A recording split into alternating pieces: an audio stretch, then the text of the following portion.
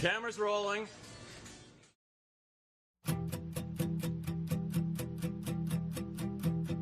Baby, I'm too young to know any better, but I guess I'm just too old to care. I'm waiting on the morning light to clear the air. Now the sky is wrong with regret, letting go that you pay flags. All the silence that keep me coming back. I'm the one that you hated.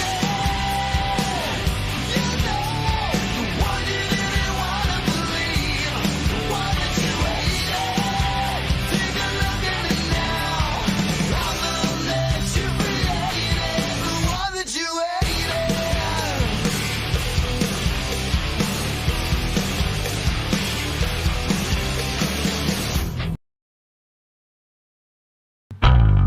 Now the sky is wrong with regret, letting go that you pay flags. All the silence that keep me coming back. I'm the one that you hated. You know, the one you didn't want to believe. The one that you hated. Take a look at it now. I'm the one that you. Good morning, everybody. It's Saturday. What is going on? Got several people in here saying, hey, I hope everybody's doing well. Yeah. We don't really know what we're going to talk about, but we're going to get on here and wing it, talk to you guys, and see what's going on. What's been going on with you this week, Dwayne? Oh, man. Well, the better half and I celebrated 8 years together yesterday. And the pissed off Baron here pulled out the romantic card, did my normal geeky, fun, loving stuff. It's one of those, our story is a tale of time and broken dreams and all that stuff, and coming together under interesting circumstances. We actually met on Tinder, which that app has a. You are not a swindler. I was not the swindler. Well, you know what? She says the jury's still out. Yeah, it was an interesting one. But yeah, we met on Tinder. We both swiped right. We still argue to this day about who did it first. And we started our new love story. Her second time around, my third time around. So I'm one of those. I know I've got that weird whatever, but I'm a romantic. I do little geeky, cute things that annoy, yet she, for some strange reason, cherishes and loves. I don't know. It's funny. Just to kind of carry it out to that unhealthy level of explanation. She's been her car. She the radio she had in it was all messed up. And she's been wanting to get CarPlay, and the quotes are through the roof or whatever. And so I found a way to get a replacement in there. That's getting actually delivered today. Got that, but I made her this guys and girls. I mean, guys, write this stuff down. Girls, sorry, I'm off the market. But I gave her a traditional card. I wrote it in the first half of it in ChatGPT, which for those that don't know is an AI engine that you can. Have it do code and all kinds of stuff, but she had went to a conference earlier in the week. This is that whole guys we do listen to our spouses, but she had went to a conference and they were talking about ChatGPT at it, and I'd already told her all about it, so she was bored out of her mind. And I said it can do anything. Well, I wrote the first half of her anniversary card with ChatGPT, and I wrote at the very bottom, written with ChatGPT. Then I did the thing, but I also gave her a mashup note. I don't know if you remember those. Yeah, you don't remember mash notes? They're the ones where you fold them and they have like the whatever, and you got to pull the tag out and it says stuff, and you got yeah. I'm a romantic, so yeah, I did that, and then I made her a cute little video of our and I inserted Star Wars into it as well in our first dance and stuff like that, and had fun with it. But yeah, Reminds me of that country song. Do you love me? Do you wanna be my friend? Check yes or no. Yeah, it was our first dance was I Don't Dance. I can't remember the guy's name now off the top of my head on the spot here, but I managed to put that in there. I know a number of the people that I'm also personal Facebook friends with. They were like, they said they loved the song and all that. I'm like, yeah, that was our first dance song was "I Don't Dance." So, and yeah, I did cry like a little baby as I made it. Lee Bryce, yeah, Todd Ashley out there. Yep, Lee Bryce. Yeah, man. We got a few questions coming in, guys. Yeah. All right. Free to ask whatever you want to in the comments. Yeah. It's what it's for. Golfer Extreme said, "What is the main problem causing family problems? Putting a price on a child's head. Called child support is the beginning of a majority of issues plaguing America. My kids are just a paycheck." I mean, that kind of sums it up in a nutshell. But I mean, there's many different things. It was interesting. Here I go yet again trying to build another social media platform, and every time you do, each one is different. Right. It has its problems. But I've been a lot more active on Twitter here lately, and just realizing how blue-pilled a lot of these people are. You cannot talk. If you talk about fathers' issues, it means you hate women. Yep. Or talk about fathers, it's because they don't want to pay child support and they don't want to be with their kids. And there is people that legit believe this. You're not allowed to say anything positive about fathers wanting to be with their kids. And I call that a culture war, guys. I mean, it really is. We're fighting that because until you change that culture, trying to change the laws is going to be very hard. It really is. Because just because you change the laws doesn't mean you change the laws in people's minds. They're still going to have that bias. They're going to have this, set of thinking that everything is because of the dad. They're just not doing what they want to do, and they don't really want to be in their kids' lives. And it's sad and shameful that a lot of those comments come from dads themselves. Yeah. I tell you though, there's a common theme that I'm seeing that with that, Dwayne. A lot of them are stepdads. It's Mighty Mouses who end up getting in a relationship, blocking the dad, and they want to demonize dads because it makes them feel better about their existence. But that's my thought on it. Mighty Mouse. Sorry. Yeah. I had to pull that one out. Yeah. Good old Mighty Mouse. Yeah. You got a lot of these stepdads that are they have the white knight, Mighty Mouse syndrome, and they're the ones perpetuating this stuff. And what's crazy is they don't sit there and think to themselves that, well, one, either they are on the other side of it, their own biological children this is being done to them, or they don't realize that, hey, this could happen to you one day. You could be that person. And the media and society has really brainwashed everyone to believe that, this is dads are all deadbeats and we don't want to pay our child support. We don't want to take care of our kids. We just want to spread our seed across the nation and ruin society, when it's the exact opposite. I mean, when you look at the data and the statistics, the exact opposite is true. I mean, but again, social media is what's teaching everyone to be, to think this way. And that's why it's so important for guys like you and platforms like yours to get out there and say and change that narrative. Because when you change the hearts and minds of everybody, that's when the laws will then eventually follow. But it's society. I mean, just because the law tells someone that they can, take someone's kid away and charge them crazy child support and do parental alienation, all those things, if 90% of the time, 85 to 95% of the time is the woman gets primary custody. But if that woman, understood the data, the statistics, and had that pushback, they would go, yeah, I know the law allows me to do this, but I would never do something like that. And then that's what changes it. Sorry, I had to go off, get on my soapbox and do my spiel. No, it's okay. We got the ladies in here. They're getting a little fired up about us talking about it, but at the same time, bring it. I guess this is why I have such a hard time dealing with women's rights organizations or mother's rights thing. Yeah. It's not that we won't talk to them, but if you cannot acknowledge that there is a bias and you put down men every time they go to speak, I can't listen to a thing you got to say. I really can't, dude. At that point, it's like you are looking for confirmation bias and you are wanting people to lie for you to make you feel comfortable. Right. When you sit there and say that there is no bias towards men, there is no favoritism towards mothers, and that it is a 50-50 problem, I can't listen to a damn word you got to say. Does that mean that let's say, does that mean that there can't be corruption that comes against women? Oh, no. Yeah. I mean, it happens. It does. It's just proportionately not to the level that men get. I use my analogy I always use is breast cancer. Breast cancer impacts predominantly women. 93% of the time, women are unfortunate recipients of breast cancer. It does impact men. And actually, a famous guy, the guy from Kiss. Don't know him. Talk to him. Well, I'm sorry. Yeah. You mentioned him.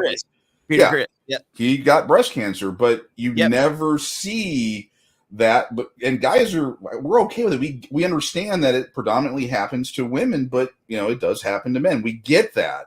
But this, when you go in there and it's man hate, and then but we need to have equality, or you can't talk to them. It's nuts. We'll piss them off. We'll keep doing what we're doing. Yeah. Dude, an interesting thing, bringing up Kiss. Have you seen who one of the recent supporters, like standing back up against this whole, I'm trying to choose my words carefully. Starts with a W. The younger situation, those problems. Yeah. Paul Stanley. Yeah. Actually started speaking up about how ridiculous this thing is getting. Yeah. We need more people. We need more celebrities. We need the Johnny Depps of the world. I don't know if you saw Flo Rida just got nailed for a $500,000 back child support. I did not thing. Yeah. We need celebrity. We need common folk to stand up against this, and we need our celebrities to come out because for some reason they listen to them and start pushing back against the narrative. That's the only way this is going to change, unfortunately. But wow, we got comments. People are lit up today. Come on, guys. Mr. Jeremy Burns said, "Figured I'd tune in. I actually have a few questions about some things, support groups, etc. Fire them off, dude. Yeah, let's hear what you got to say."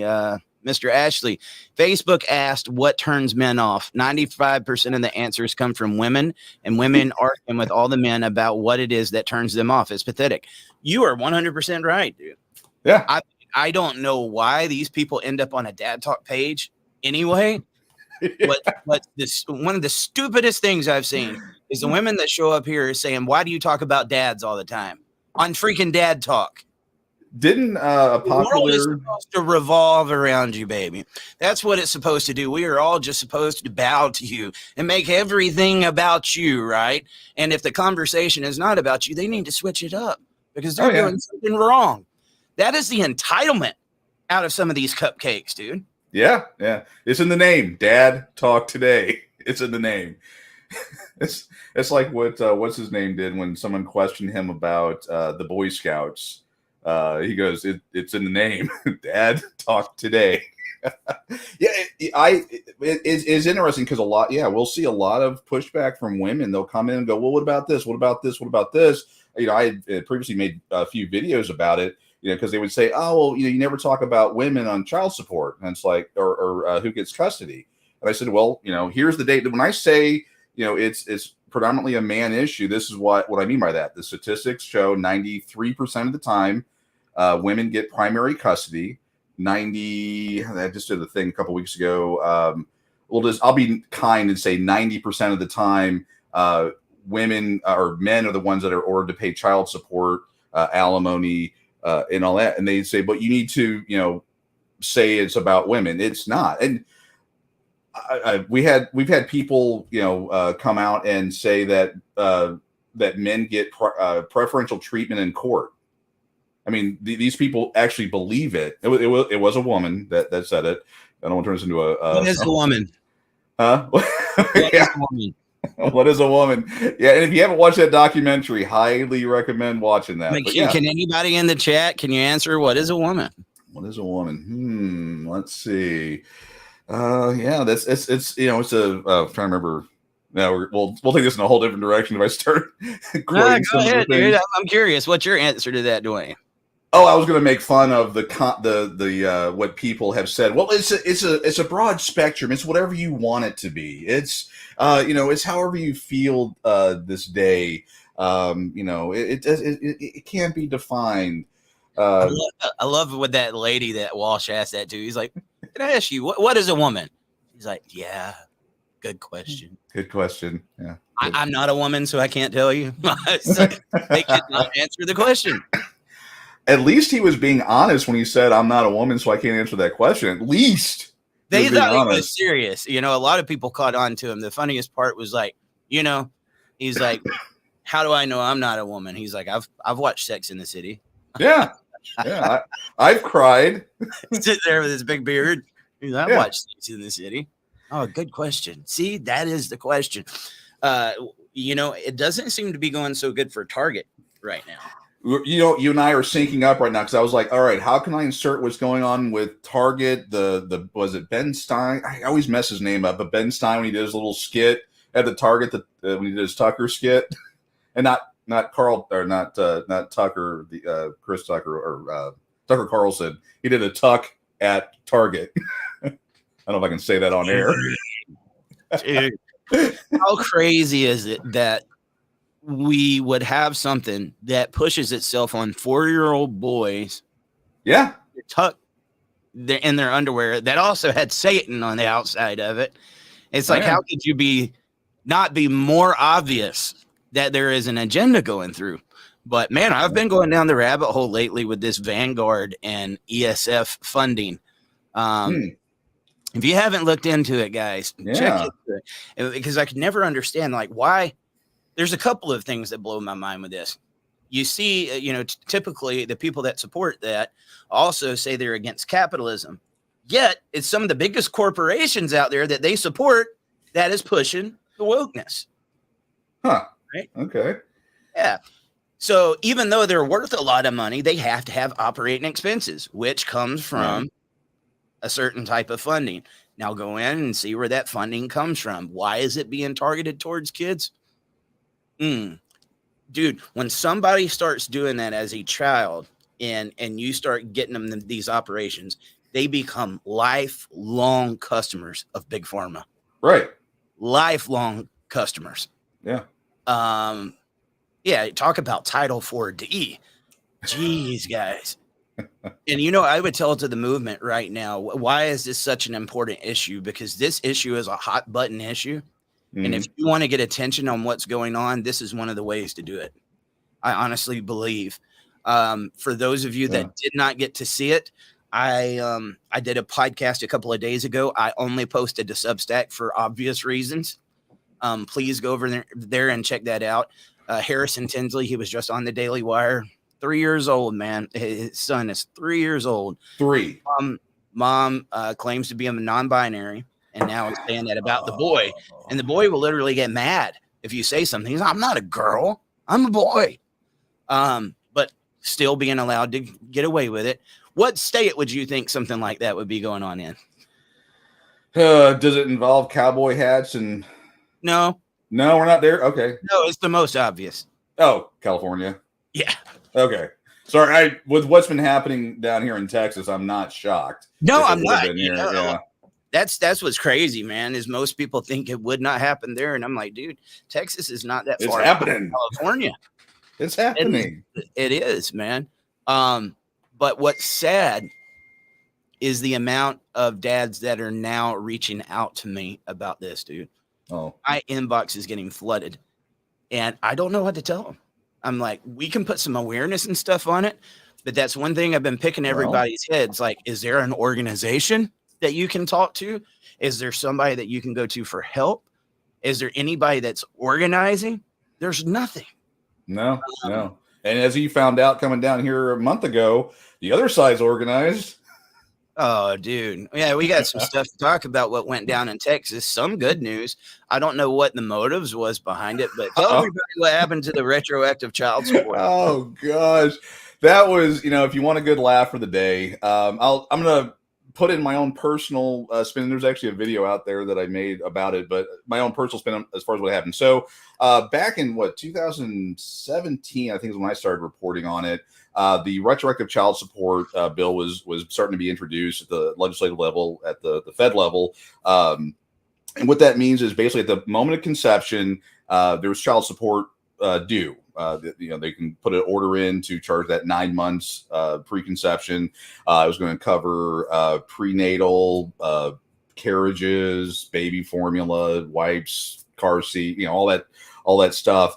Well, in this legislative session in Texas, 5 bills, 4 in the House, 1 in the Senate, got introduced. They all said the exact same thing from 5 different legislators, so they coordinated. And then the way it would work, obviously, is it's going to get more recovery for Title 4D. Just kind of setting the stage there for everybody. So the SB 590, if you want to go look it up, it did do that, and the JJFI, the Juvenile Justice Group, this thing was sailing through. I mean, there was no opposition to the matter. Well, nothing was done, but it was sailing through the whole process. Well, and they were being led by Republicans. And again, just for everybody's knowledge, I'm a conservative. So everyone thinks I'm bashing on Republicans. I'm not, except when they're rhinos. No, they're just very disappointing lately. They've been disappointing for a long time. But so this bill was sailing through, and one of the House Democrats, actually the chair, Harold Dutton Jr., and this is me ad-libbing probably what took place, is Harold Dutton said, you know what, this is a great bill. I want to sign on as a co-sponsor. And so the originator of the bill, Jeff Leach, he was like, oh, cool, bipartisan. Yeah, this will just sail on through. All that. So Tuesday, I think it was Tuesday, was the last day for bills to get on the House. Now, this had been through the Senate. It had been through the committee, and it was being in final readings on the House floor. So the next step would be the governor's desk. And there's a couple calendars, but that's rubber stamp, and then it goes to the governor's desk. So this was a done deal. So at like 10, 11 o'clock that night, sorry, I giggle every time I think about it. Dutton says, hey, Leach, I'm going to go ahead and, do the reading because your voice must be hurting. Once you have a seat, we're going to take care of this. And this is all, you can see this on video. And so he gets up, and he obviously this was all orchestrated. So he had someone ask a question. He says, I have an amendment. And you can see Jeff Leach, who was the presenter or the person that authored the bill. He was like, what are you talking about, Willis? And he was like, yeah, I got this. And so he says I'm trying to remember what he said. It was just complete nonsense. And he goes, oh, well, according to Article 8 or Title, there's a thing that there's a point of constitutional whatever, they can go ahead and kill the bill. And as he's saying that, they go, well, time has run out for this session. You can't do anything. And the bill has been killed. It's a done deal. But Texas narrowly escaped it. And it came from the House Democrats. Oh, there it is. Yeah. Yeah, instead of telling you guys about it, let's just watch it. We don't have to watch the whole thing. Oh, it's awesome. I thought this was gangster. Reading SB 590, the clerk read the bill. We can watch the whole thing. It's only SB 590 by Hughes relating to requiring a man determined by adjudication or acknowledgement to be a child's father to pay retroactive child support beginning on the date of the child's conception. Right. And Dutton's right behind him. Mr. Dutton to explain the bill. He's sober. Okay, there's Jeff Leach. No. Well, I got an amendment. I love it. Members, Senate Bill 590 ensures that a woman would receive child support from a man who's adjudicated or acknowledged to be the father. This bill provides for. Hold up! I just got to go back a second. What was the sleaze saying over here? What was the Leach? He's like, whoa. He's over there. Man, come on, bro. Come on. I like my video better. Conception. But The chair recognizes Mr. Dutton to explain the bill. We're trying. I'm trying.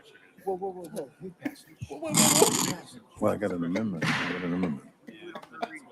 Members, He's trying to Senate push Bill 590 ensures that a woman would receive child support from a man who's adjudicated or acknowledged to be the father.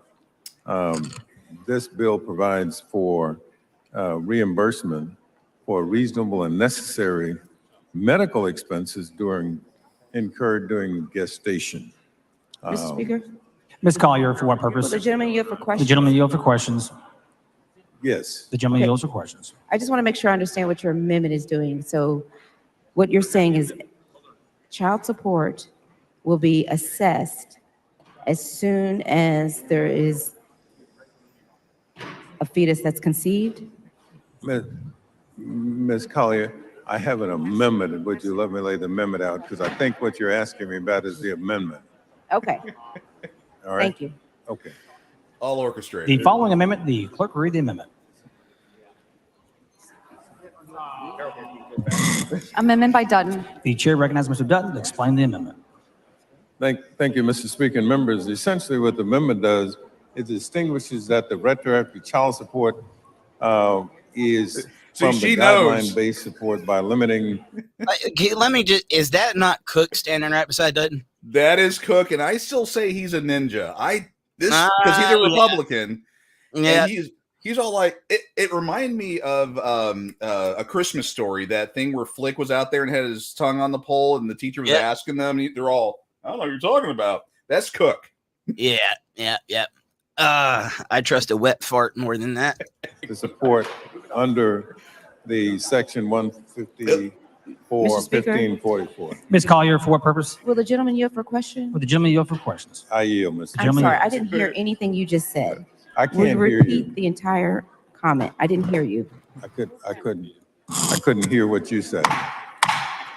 Members, please take your conversations outside the rail.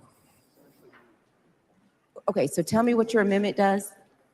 The amendment distinguishes the retroactive child support in the guidelines by limiting support to reasonable and necessary maternity expenses. Okay, because I want to make sure that, oh my goodness. Oh my goodness. Mr. Speaker, Mr. Speaker, I raise a point of order against further consideration of this bill under Rule 813, Section 13C, and that the time for Gentleman's consideration time of has Senate expired. bills on second reading on the supplemental daily House calendar has So I want you guys, look, the sponsor right there, that's him pointing at Dutton. Mad. He's mad because he knows it just got killed. 13, Section 13C, and that the time for Gentleman's consideration time of has Senate expired. bills on second reading on the supplemental daily House calendar has expired. The point of order is I love it. I love it. Dude, awesome. So basically what that was, guys, there was a retroactive child support bill that would make fathers start paying child support upon conception. This is something that just because Texas just delayed it for a couple of years, it is going on all across the country. I say it's one of the worst family law bills that we have seen in a long, long time.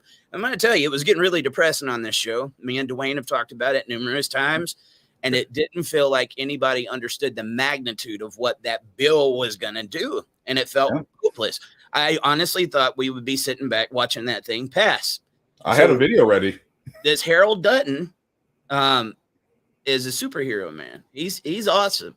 I like that. He played stupid and he got the results that he wanted.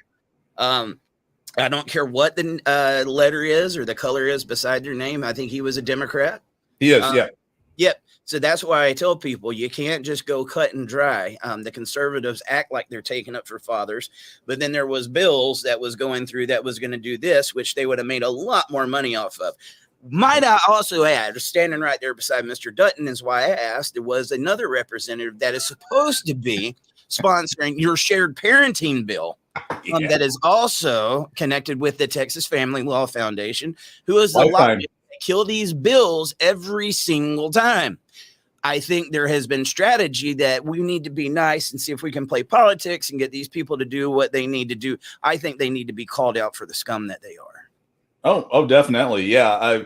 I personally believe, this is my personal opinion, that Cook introduced this bill and Middleton introduced the Senate bill, none of which ever saw the light of day. They never even got put on in the JJFI for even the first reading, the entire session. And I think it was a smokescreen because they had all these these bills that they were that they were going to push all their crappy legislation through, and they're like, well, if we put this equal shared parenting bill out that we're not going to do anything with, that'll shut the equal shared parenting people up. And so they could just slam through the nonsense bills that they were putting through, which worked well. And unfortunately, the equal shared parenting folks, to a degree, bought into it. I know it sounds mean and hurts people's feelings, but just from where I'm sitting, that's how I saw it.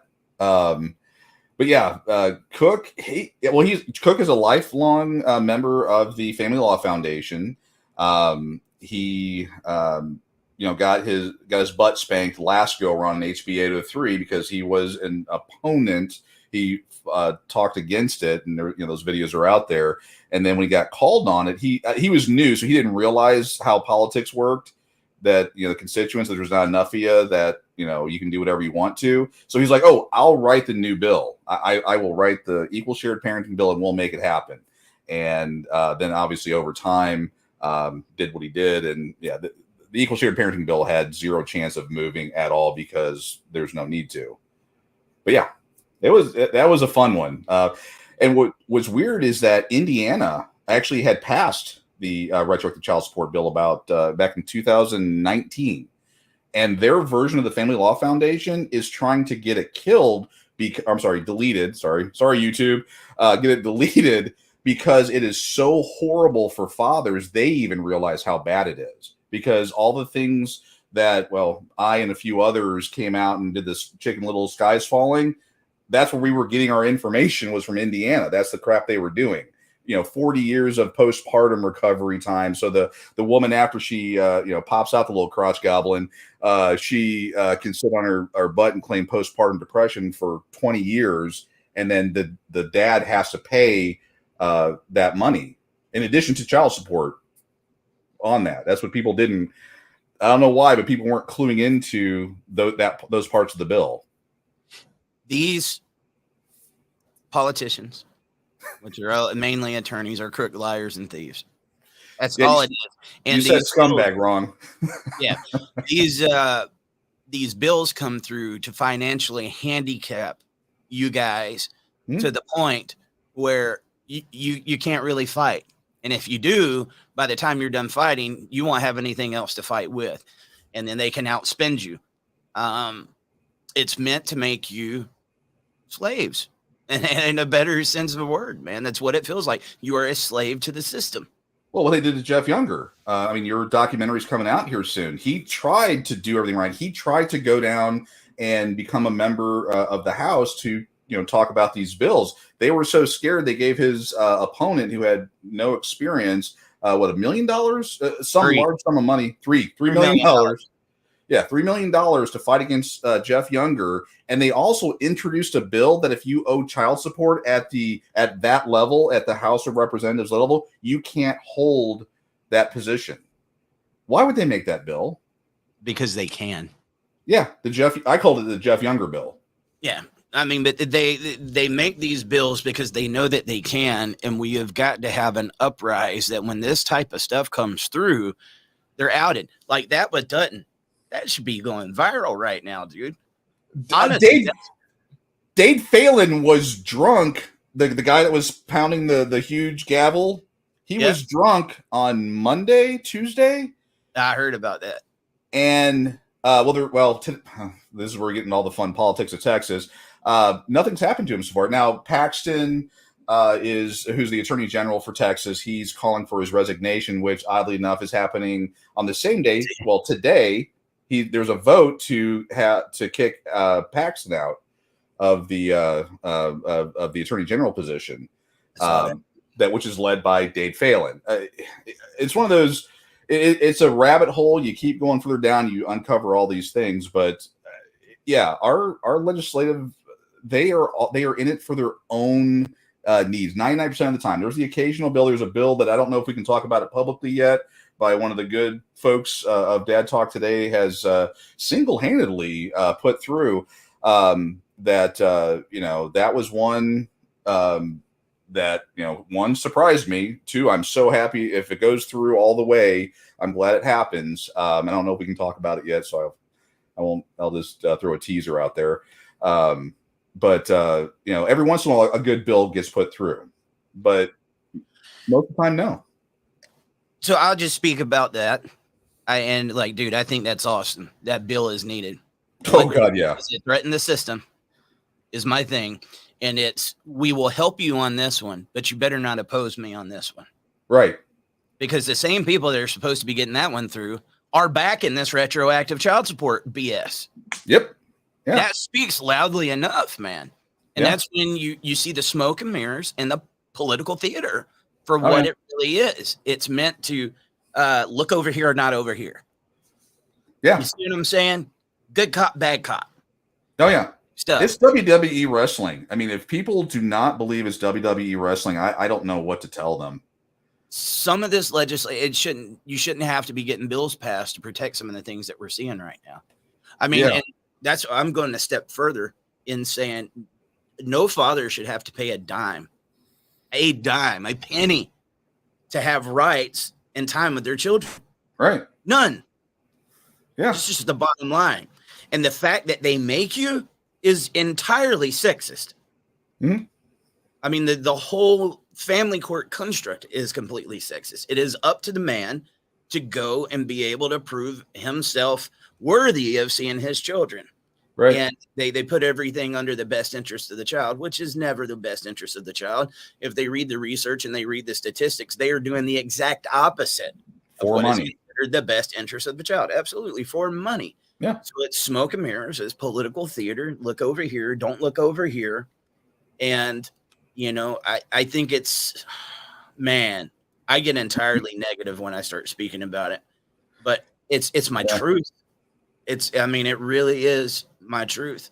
If we didn't have 50 years worth of data, if we don't turn on the news every night and see the results of this, then it sounds, you're disgruntled, whatever. But we've got 50 years of data. We've got the nightly news. We've got all of this information that shows us that they're doing it for money, and they're not even hiding it anymore. That's when you know it's bad. These legislators, the judges, they are not even hiding it. And to your earlier comment about we only care about the dads, ladies, they're coming for you.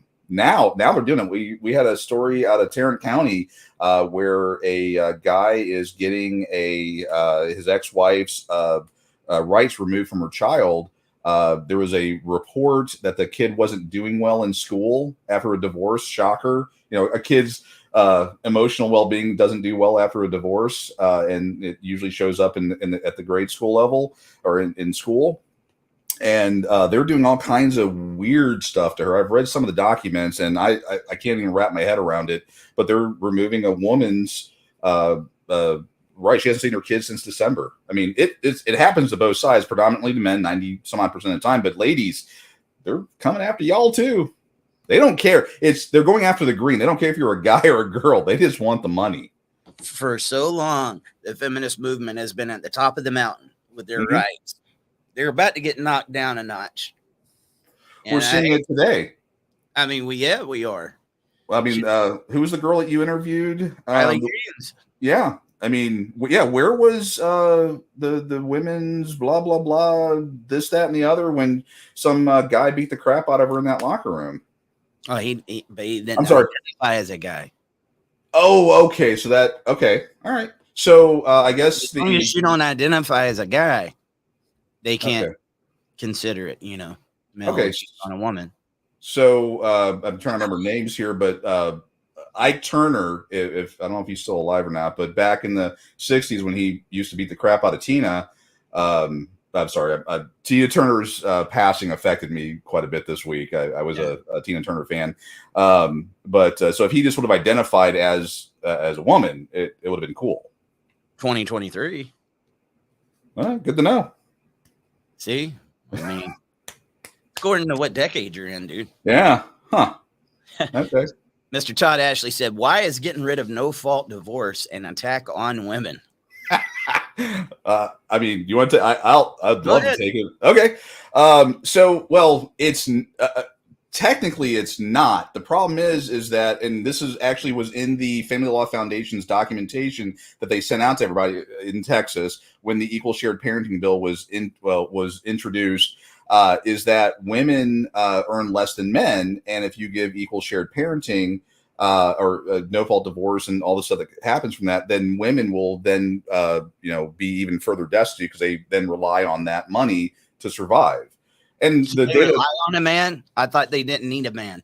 yeah, except for the pocketbook, unfortunately. Yeah, that's the only time that they need a man is when it comes to money. Because again, you look at the numbers, and if anybody makes a comment about the page gap, I will, I'll throw statistics, and I don't know what I'll do.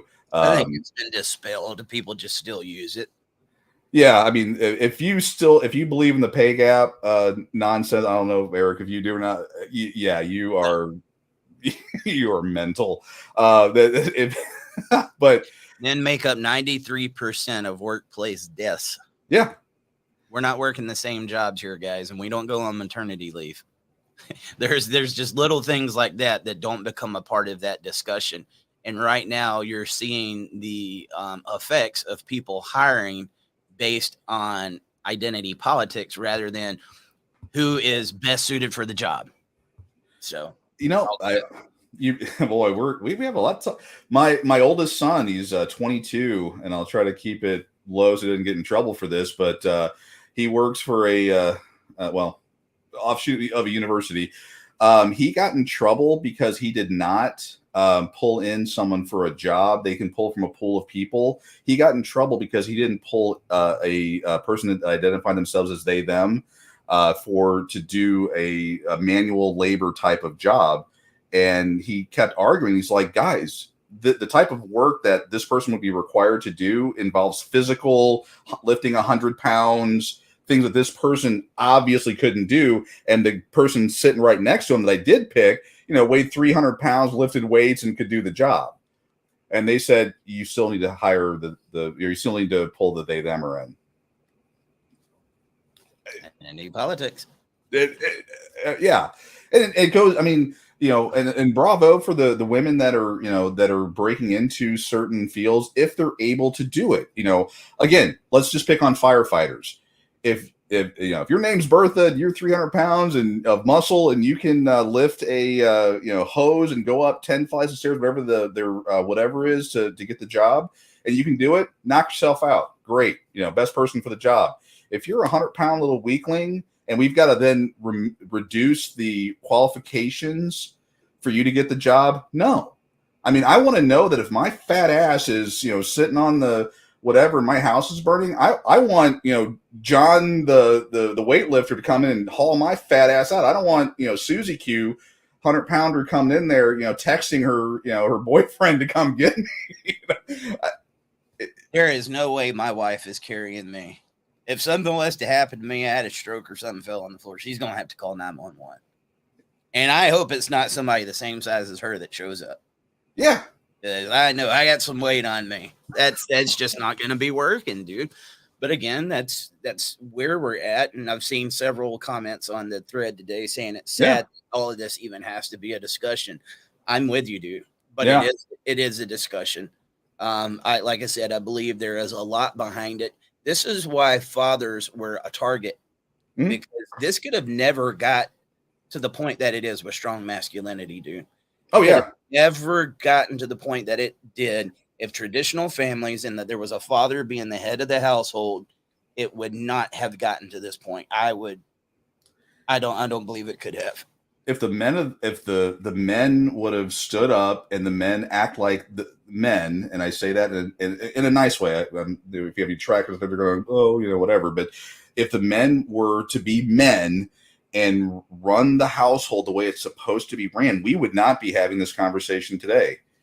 But they have wussified men so bad they've removed us. They have talked us down where we have to, bow to cater to females, and we have to do all these things, and it's destroying us.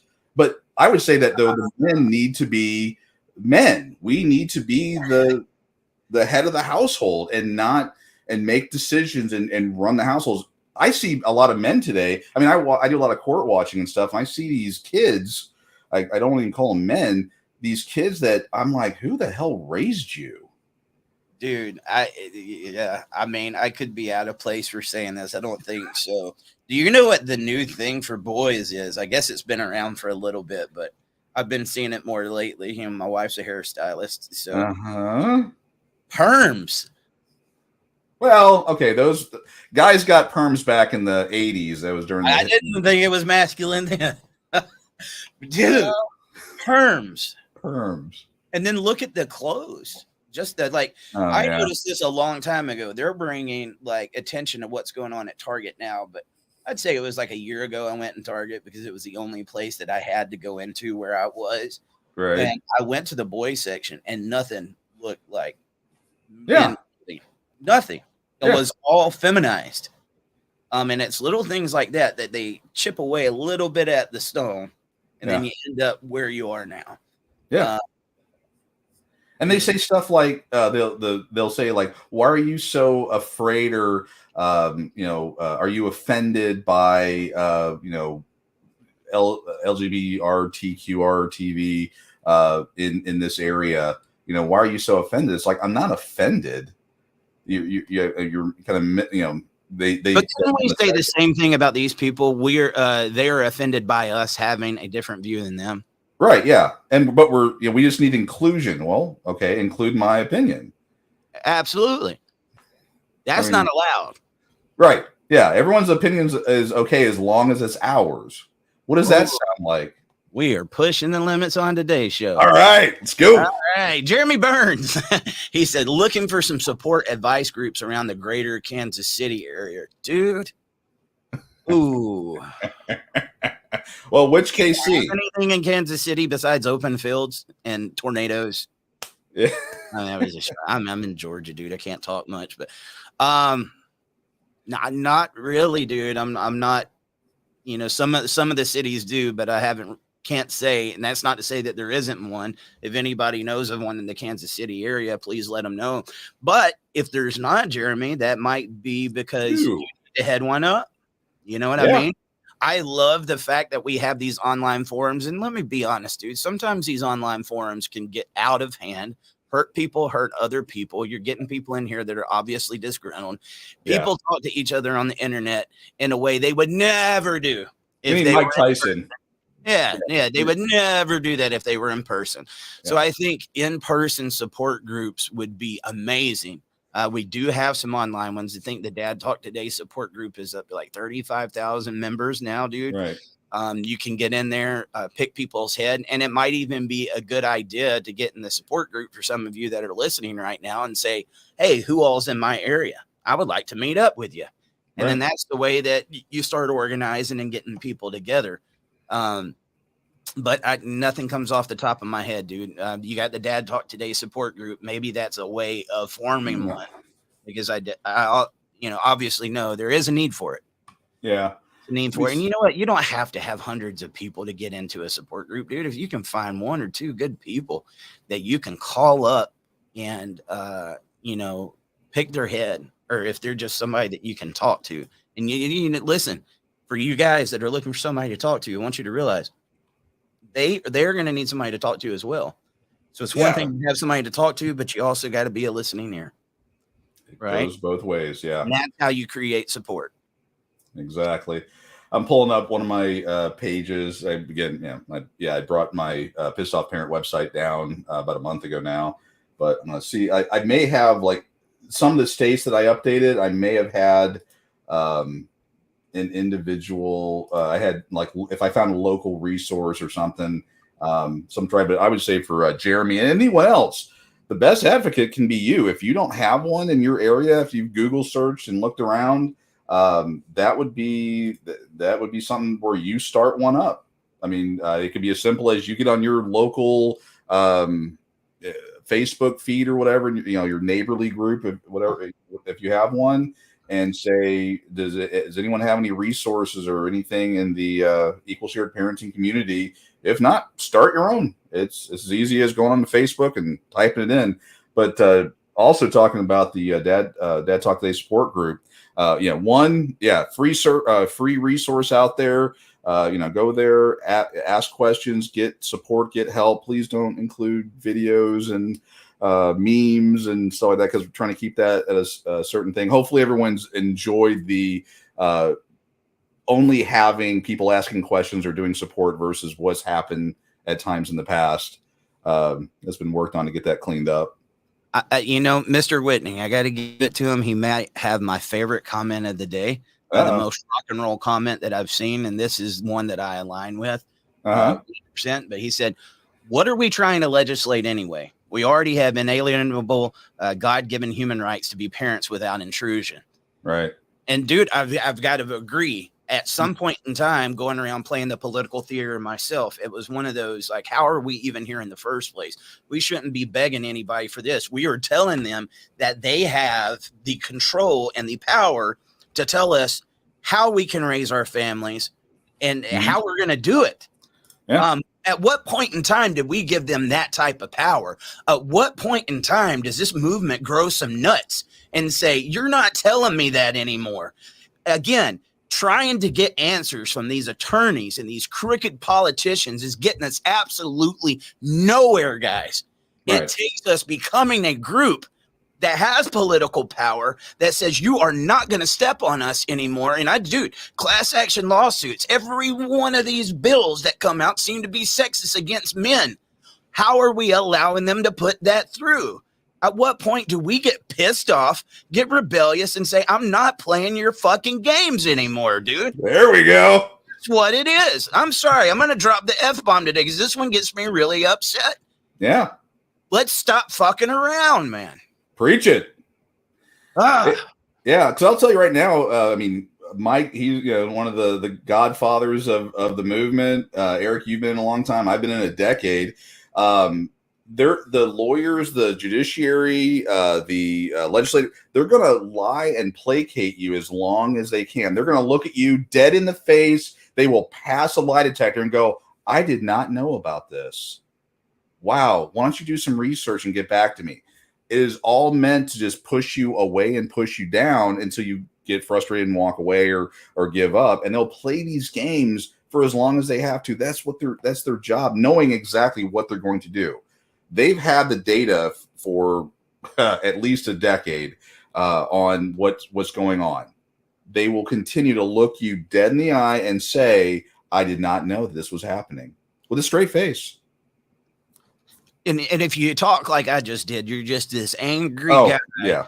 You know what? Yes, I am angry, and I'll look you dead in your eyes because I know what you're about. You're the ones that made it about money. We have every right to be pissed off parents, Dwayne. Every single right in the world to be pissed off parents. And you know what? Maybe we need to show them that. Maybe we got to do something a little bit different. Maybe going and playing these games isn't getting us anywhere. It's not getting us anywhere, guys. No, it's not. And I know there is this hope that this shared parenting thing is going to solve all of our problems. It is not. It is not going to solve all of our problems. And as long as we allow the legislation to contain this type of power, you're going to see these type of games. As long as there is a way that they can capitalize off of your relationship with your children, they will do it. They will make laws that will get even stricter, and it will get worse. And you will be going and begging people to give you help that are going to act like they're going to do it. And then as soon as you turn your back, there's going to be a knife in it. Yeah. Every single time, guys. I see it too often. Yeah. And before I forget, like, share, subscribe, support, donate, all these down here. Do that.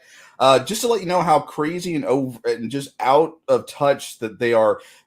When they were doing the retroactive child support bill and how much they hate fathers, they introduced a bill. It actually got to the JJFI here in Texas that if a woman goes to CPS, a doctor, police officer, anyone government related or even private, and they said, I'm pregnant and I am on an illegal substance, crack, meth, whatever, you name it. This bill would make it law to where the doctor, cop, CPS, whoever it is, does not have a duty to report that to the authorities. And I'm hoping when I say that, people understand what just got said. They are okay with a baby coming out as a crack baby and taking the penalty and the fiduciary duty to report this away from the doctors, the CPS agents, the cops, judges, attorney, whoever it is. That's how much they don't care.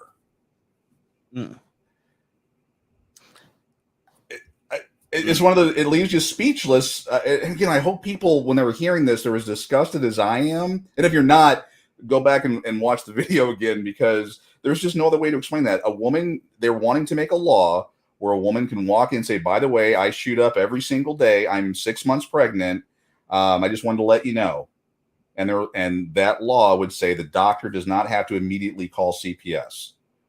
They don't have to do anything. There is immunity. There is no duty to do that. That's where we're at today. That's where these legislators are.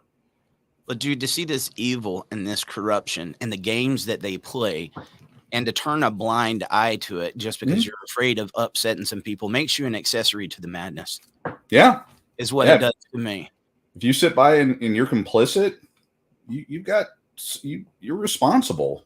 At least the way I was raised. I mean, my moral compass is, men are, and women, but men, when we see a woman being abused, we are to get in the way and stop it. Not white knight, but get in the way and stop it. We're the ones called to it. Now we're being sued. The guy in New York, not even a police officer, he was a vet, and that guy was, losing his mind or whatever on the train, and he put him into a hold. Unfortunately, the guy passed away. They're suing him for manslaughter, for murder. You're not allowed to do the right thing anymore. Yeah. I mean, it's absolutely insane. And I would argue that because everyone has been complicit and has not said anything, when that crazy person jumps on social media and says, men are treated with preferential treatment in the courts, or allowing those things to happen, and people haven't pushed back, then they get more involved. It's like bullies. I was a victim of a bully when I was a kid, and I tried everything to stop this bully. I was nice to him. I gave him my milk money. I, put up with him. All that did was tell him, oh, I can do this. I can do this. I can do this. It wasn't until I kicked his ass on the soccer field in front of the entire school that it changed, and I never got bothered again. You got to kick their ass on the soccer field. You got to get involved. And the thing is, everyone who was also being bullied by him just sat there with their thumbs up their butt. They didn't want to get involved. They didn't want to do this, or they want to talk about their personal story. Oh, dude, yeah. And that's what you're seeing now. I think too many people are afraid of standing up out of fear of cancellation. They're afraid of the consequences and the challenge that's going to come their way, without thinking about what are the consequences for me not speaking up. It's how I got in this situation in the first place. I don't think any of us want to be doing this. And I'm going to tell you, I know that we are going down avenues right now. Some of this stuff that I'm doing in these movies, it ain't going to be pretty.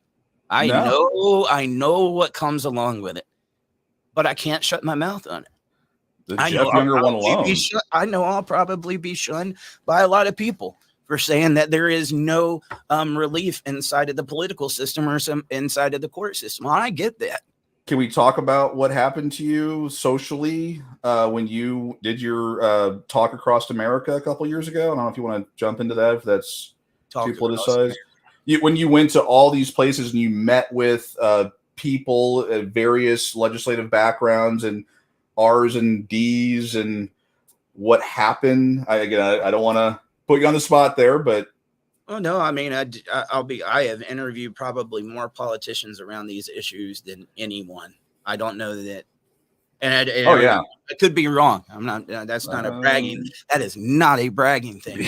I was not having fun, and I'm not proud of that. But at that point in time, I thought that was what it was going to take to get change. Right. 43 states, man, and nonstop, very little break, going there and interviewing these guys. And, I got to see what was really going on behind the scenes. Politics make me sick. It is a popularity game. Yep. You go, you show up, dude. You know what? You said you just had an anniversary, Dwayne. I'm coming up on an anniversary for me. It's been almost 1 year since I've been in a suit and a tie or shaved. Ooh. Because for wonderful almost feeling. 3 years, that's what my life was like. Suit and tie, getting there and trying to shake hands and rub elbows with people just so I could get this message out there. And when I finally realized, dude, that was hard to turn away from. I built a lot of contacts up in there. Yeah. We was getting a lot of credibility. I still talk to a lot of them, but there's others out there still playing the game, showing up to the conferences, taking the pictures. Look at me, look what I'm doing. Yeah, but what difference is it making? Right. What difference is it making? At the end of the day, if you see the corruption in the system and it is what it is, and you're not calling it out for what you're seeing, what good is it doing you? Does it get you some likes on Facebook? Awesome. But that does not create any change. That creates attention, but it doesn't create change. Right. And I just got sick of it, dude. And then if you talk to a Republican, you'll get bashed by the Democrats. Yep. If you talk to the Democrats, you'll get bashed by the Republicans. I was the person that would talk to anybody Yeah. to get the message out. At the same time, did I have my own political values? Yeah, I did. Yeah. Yeah. I think that's my right. But at the same time, if you see what I'm fighting for, and dude, like when Should be you nonpartisan. when you see these parents on here that are losing their lives and these kids that are losing their lives, politics becomes a secondary thing. Right. There's a goal here that we all got to be going towards. And I guess anger and frustration is what's taken over in the middle of that process. That's all it's gave me. Because I know the only way that we're going to be able to beat these guys is to do it in their own game. And we need our fathers to unite. We need that when they try to pass legislation like this, if they trample on our rights, that it somehow threatens them, okay, with their positions. Like, we will become a political power. We will stand up. We will fight against the culture war. You know what? It's not just about your story, guy. At the same time, we need your stories and we need your voices, because people need to hear what's happening to you. When one person tells their story, it don't hold much power. But if we could get all the stories out there and then they see how many of you are actually going through it, and there's ways of doing that. That was one of the reasons why we created the voicemail line. Yeah. Like, let's get as many people in here to tell their experiences as possible, because people still believe that dads are just not going through this. And in my experience, I have met very, very little deadbeats, and I've never seen a deadbeat on Dad Talk. I've never had somebody say, I don't want to be with my kid. I don't love my kid. I don't want to support my kid. I've yet to hear that on Dad Talk. Yet, if I speak up for you guys, that's all I'm going to hear. Right. You know? Yeah. So what you do is you send these warriors out and doing this stuff like we was doing. And then they end up with frustration. They end up without the resources to do anything. They get burned out. And then you get this scraggly son of a bitch, what I am right now, going off like I did earlier. And look, man, I'll apologize a little bit for getting a little heated, but then again, I'm not. No. Because it's who I am. That is who I am at this point in time. I am so sick of it, Dwayne. I am so sick of it. And I know that if we go away, that's what's going to start back up again. This is what you need to do. This is how you're going to get answers. Guys, it is a failed construct. It is a failed way of getting change. And the second that you think you've changed the laws, they'll come back and flip it back around. Oh, yeah. Oh, definitely. Well, months ago or almost a year ago, you were talking about custody exchange deletions. And, of course, you were being told it's a one-off, it's a whatever. About a month or two ago, I was able to code a feed that it populates to the Facebook page of when this happens. There's on average 3 a day that get reported. You talking about with the custody? Yeah. So far, nobody's done any research on it. And you got to understand that goes much deeper to you guys. When you have things like VAWA that is got billions of dollars to spending, there's a lot of these programs that do everything they can to make sure cases like that never see the light of the day. They don't show up in the statistics. So trying to find statistics around like men's issues and these custody exchange murders and stuff like that, it can be next to impossible. Oh, yeah. We don't know the real numbers. They don't want you to know the real numbers. It's funny you mentioned that because during this legislative session, they had one of the I think it was VAWA or some whatever act, and they had published their numbers on who commits violence more, and just so happened I had like 3 or 4 names of dads that were deleted at a custody exchange or had violence committed against them in the state of Texas. None of their names appeared on their report. And I reported on it. No one watched it. Here we are today. But they were going to skew the data to tell a narrative, and unfortunately, people are buying it. I've had arguments with VAWAs and a few other people that they hate that statistic that women commit more violence than men do.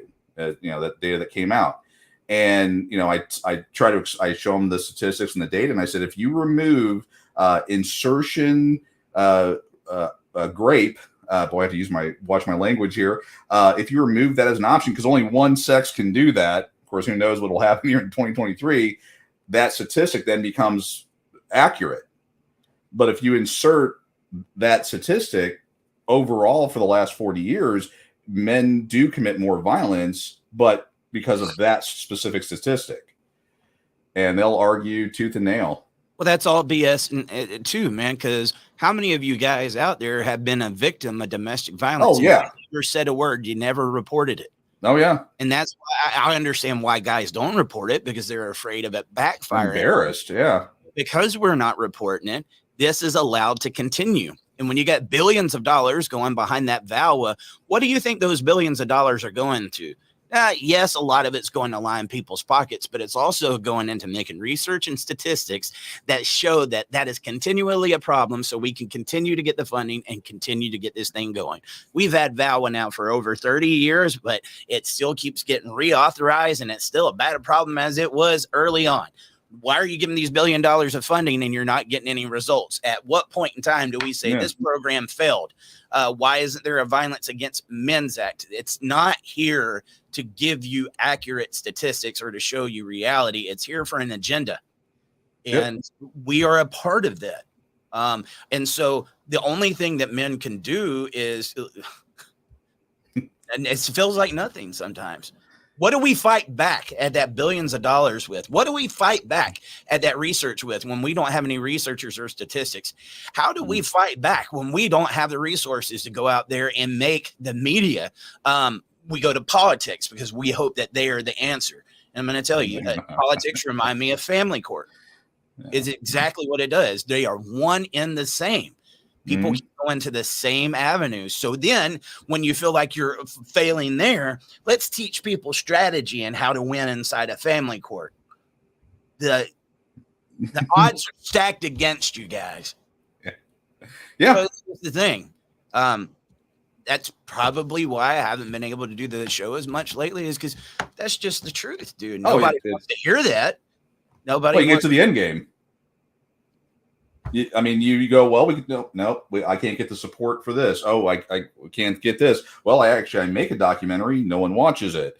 I do this and then you just go, why am I doing this? And you get to that end game. Sorry, I may have revealed a little bit about my personal life there.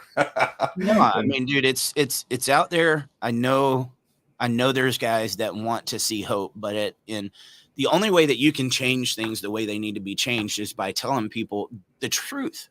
Yeah. The absolute truth. Isn't there a Bible quote about that? Something about light, shine darkness, or light in the darkness? The truth shall set you free. Well, there's that one. Yeah. Yeah. I mean, well, it's like right now.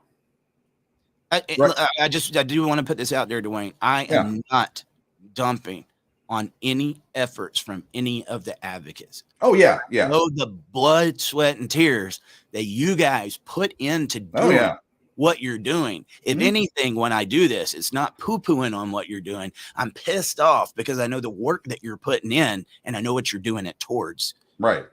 Okay. It's theater. Yeah. I mean, those 300 guys, at least in the movie, they, did their best and tried to win against overwhelming odds. We just need more people getting involved. Actually, I'm looking at, the stats right now. I won't give the number, but guys, like, love, what's the other option in Facebook and YouTube? Subscribe, get onto Substack. Let's pump them numbers up. That's one way that everyone can help out. And yeah, I mean, when I did my thing, and when you're talking right now, I'm not crapping on the advocates and the people that are in the trenches every single day trying to make a better day. My personal is more of the people that sit there and go, well, I'd rather look at shake and booby video versus informational, or I'm not going to spend any time learning on how to fight back against the system.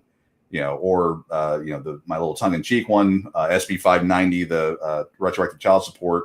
Out of 29 million Texans, one person wrote in to fight against the bill, and that was me. 5 people went to Austin to argue against it out of 29 million Texans. That's where I get pissed off. Everyday dads don't have the time to do the research and to find all these different things. I'll give them that. That doesn't mean they'll get involved.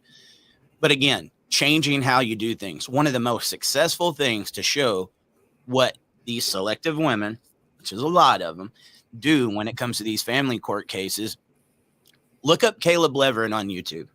Oh, yeah. All that was him taking his son back to the mom, and the son did not want to go. And he put his cell phone on and documented the whole thing. To date, I think it's got 57 million views, guys.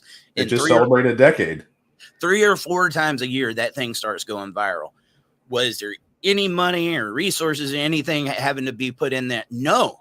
Was there anything special that Caleb really did, or anything that went on in that case that a lot of you guys aren't going through? No. The only thing that was special about it is Caleb had the camera going. And so when that video got uploaded, there was so many parents sitting back saying, oh my God, I recognize this. I recognize this. That's what I went through. Imagine if more people use that. I mean, isn't that what happened with Johnny Depp? It was because he had those recordings. Oh, yeah. A lot of these guys, I mean, John Mast had recordings. They didn't allow it in court. So I'm not saying that's going to be the silver bullet, but change the way you do things. Yeah. Well, how many people after hearing or watching something go, oh my God, that's what happened to me? Actually, Ed Brown is a reporter with Fort Worth Weekly. We were talking last evening, and he was talking about getting people involved locally and nationally, but locally, and sharing stories, because he went through a particular court and he was treated a certain way. The judge would sign orders when he wasn't around, do different little games there. Well, he shared that story, and then he received calls back from people saying, oh my God, that same judge did the exact same thing with me. Now they've got 100 stories of the same thing happening, and enough of those happen, they can then push back and say, hey, look, this judge has done this 100+ times. But those 99 other people, they had no clue what happened to them until they saw someone else going through it.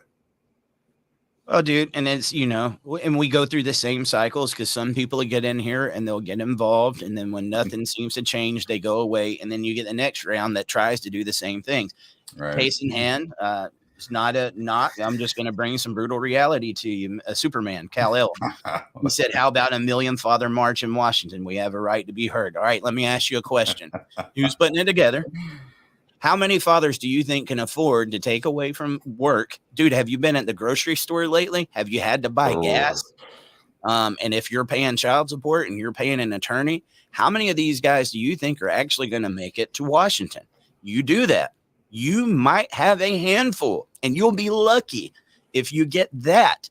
We've done it. Are you going to promote it? People have done it. They've done it for not years. They've done it for decades, guys. Right. I've back literally decades in the 80s, in the 70s, and seeing fathers holding these parental alienation signs and constructing these marches, and people can't show up. But you got to be real with the scenario here. Who can afford to do that? Who has look, I mean, I got one of the bigger followings when it comes around these issues. I couldn't even get out 100 people.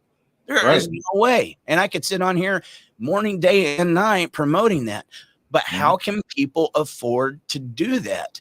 And dude, when you go up to DC for a rally like you're talking about right now, and there's 10 people there, because I've been invited to them to speak, when somebody else put it together and there was literally 10 people there. And then you go right down the road and there's like thousands of people out there protesting that they don't want to pay rent for their house. You realize just how powerless this movement feels at times. Yeah. Just because you say, I'm going to do a Million Father March doesn't mean people are going to show up. You're going to have a handful.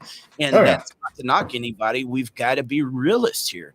We don't have the value of money. We are not the well-funded oil machine. And I understand why people would want this. I think it would be beautiful. I think it would be beautiful to have a million dad march up there.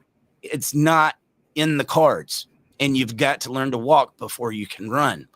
Little things. If you build the awareness and do some of these things that we've been talking about, help me with that Substack, help me get out this awareness, you might be able to pull that off one day. As it stands right now, we couldn't even get people to go against the retroactive child support bill. And Texas, one of the biggest states in the United States of America, dude. Yeah. Most conservative. Yeah. I mean, you can't even get people out there to go against that. So it's having realistic expectations.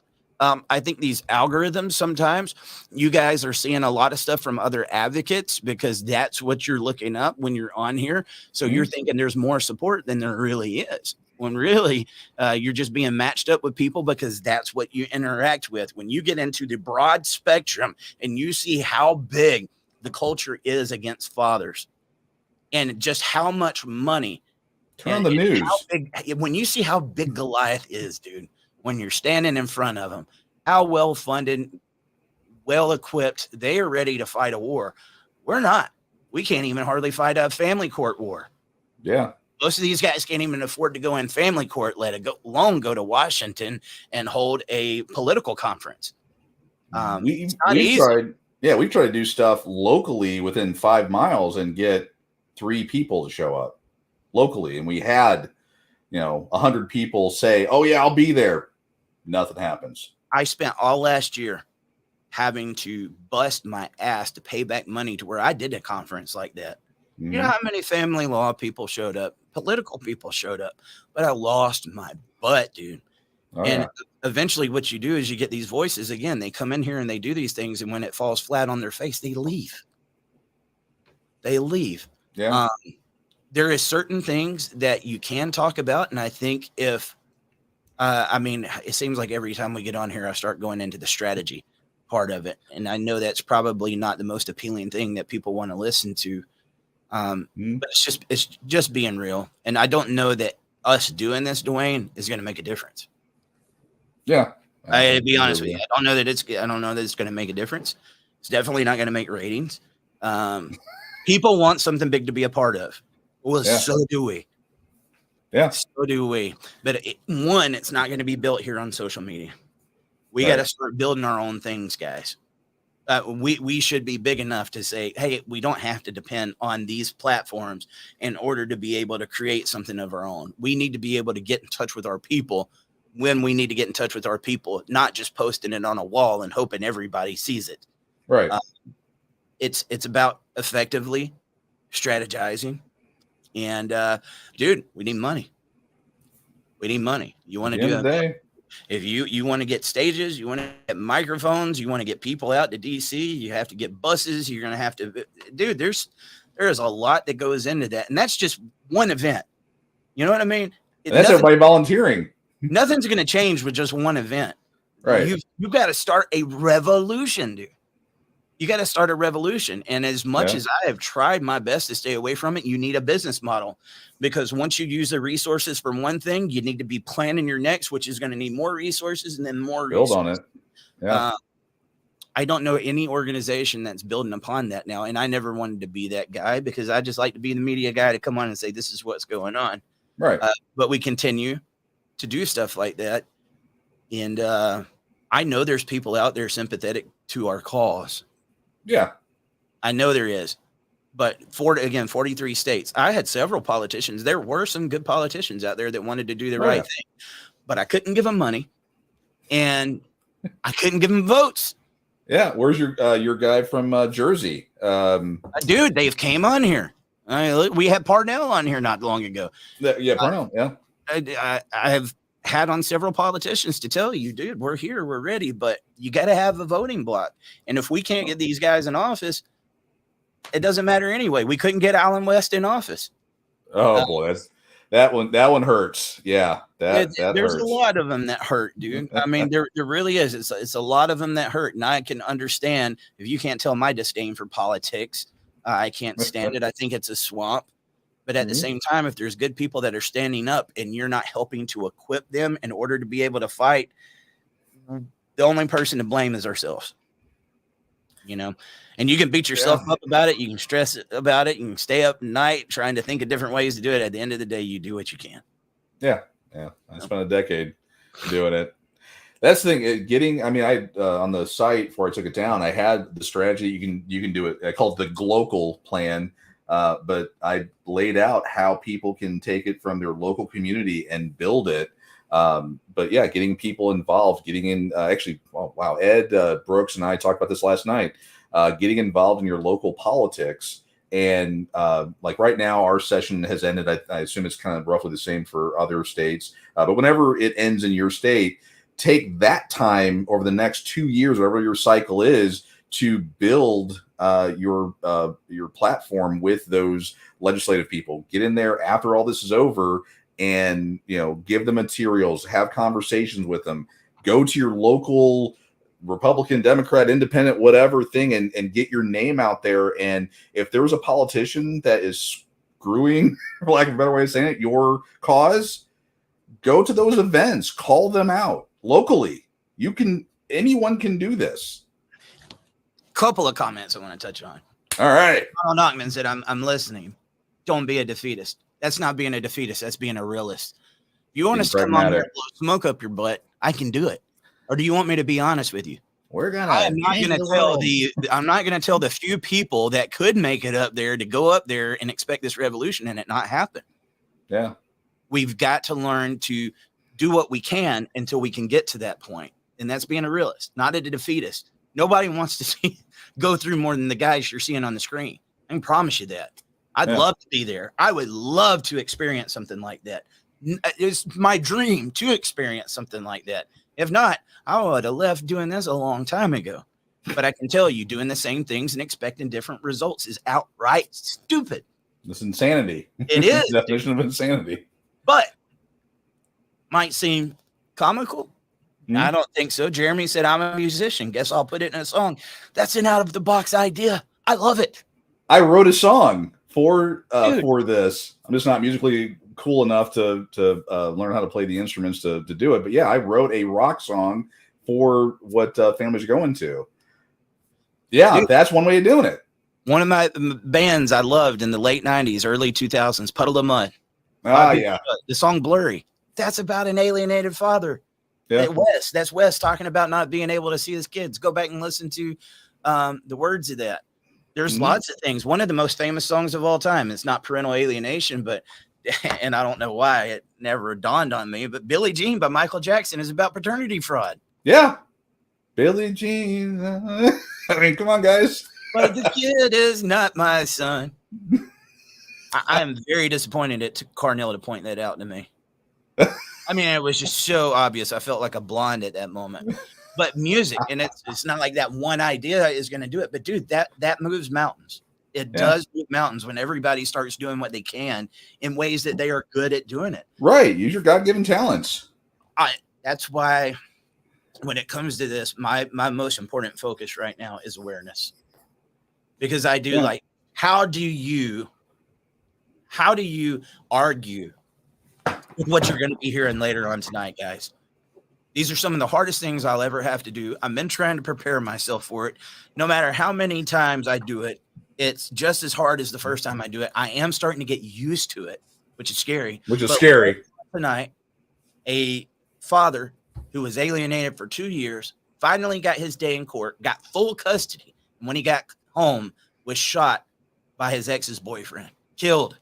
He has 2 young kids. They can't even comprehend that dad's gone. I've got a grieving family member that's coming on to tell about that experience. Dude. What time is it tonight? When's the show? 8 o'clock p.m. Eastern. Now, wouldn't it be something if this got shared, that the show got shared and 1,000 people, 10,000, whatever, showed up to support this family member? That's some of the stuff I'm talking about. That they come on, they see, oh my gosh, when we did stuff for Mast, and I say when you did stuff for Mast and pulled the family in and had those conversations, they looked and saw the numbers, they saw the camaraderie, and they said, wow, this is the family. As messed up as it is, it's the family, and they felt supported. That's what we need from everybody. But what good to go in through the system do this father? Oh, absolutely nothing. I mean, Let me ask you, why did the father have to go in the system in the first place? that's the first question I get asked. We Yeah. want to argue about making the system a level playing field and making it just. Why did the father, who went 2 years without seeing his kids and won full custody, why did he have to go in the first place to have rights to his kids? Because Why did a boyfriend even get mad at him because he felt like he was losing control? It was the dad's kid. right. At the end of the day, cut and dry. He should have never had to go to court to be able to have his kids. And when you do that, you're giving somebody control, and you might be giving the wrong person control who can make that parent's life a living hell. And that might be the only parent that could actually take care of that kid, love them, Yeah. and provide for them. We're Right. going to argue to make those courts make sense. Glenn Terry, he told her, she's going to kill my son. Yeah. How many people did he have to say, she's going to kill my son? Nobody listened to him. What happened? The ex killed his son, 1 year old, stabbed One. the boy. Now, what good did the system do Glenn? Why are we trying to clean up a failed system? Those are good questions. Those are questions we need to be asking, and then we need It's to hard get involved and truth. fix. Yeah. It's just hard truth. And I'm tired of playing politics. Yeah, maybe if this the lady that did it, maybe if she had heard from 1,000 other people that equal shared parenting is the way to go, let the dad have the child, whatever that was, you may not have done what she did. Well, But- so family court will always be needed. We've talked about that. Yeah. Oh yeah. But in a situation like this, it seemed like the family court was needed to protect the father. Yeah. The whole process was him doing the exact opposite. It's almost like the courts look and find out who's the one that's more invested, and then they make sure that person gets drained and loses so that they can continue the cycle. It's almost like that's the way it's set up. If you don't have resources, if you don't have money, you can't fight. And then that is just an overall reality of this movement too. When we don't have government funding, when we don't have these things to fight from, there's only so much that you can fight. So if you cripple these guys financially to where they can't take off time from work, they can't afford to go back into the system, eventually many of them give up, and then they'll be considered deadbeats because people just want to believe that the deadbeat is the way it goes. Mhm. Yeah. It is.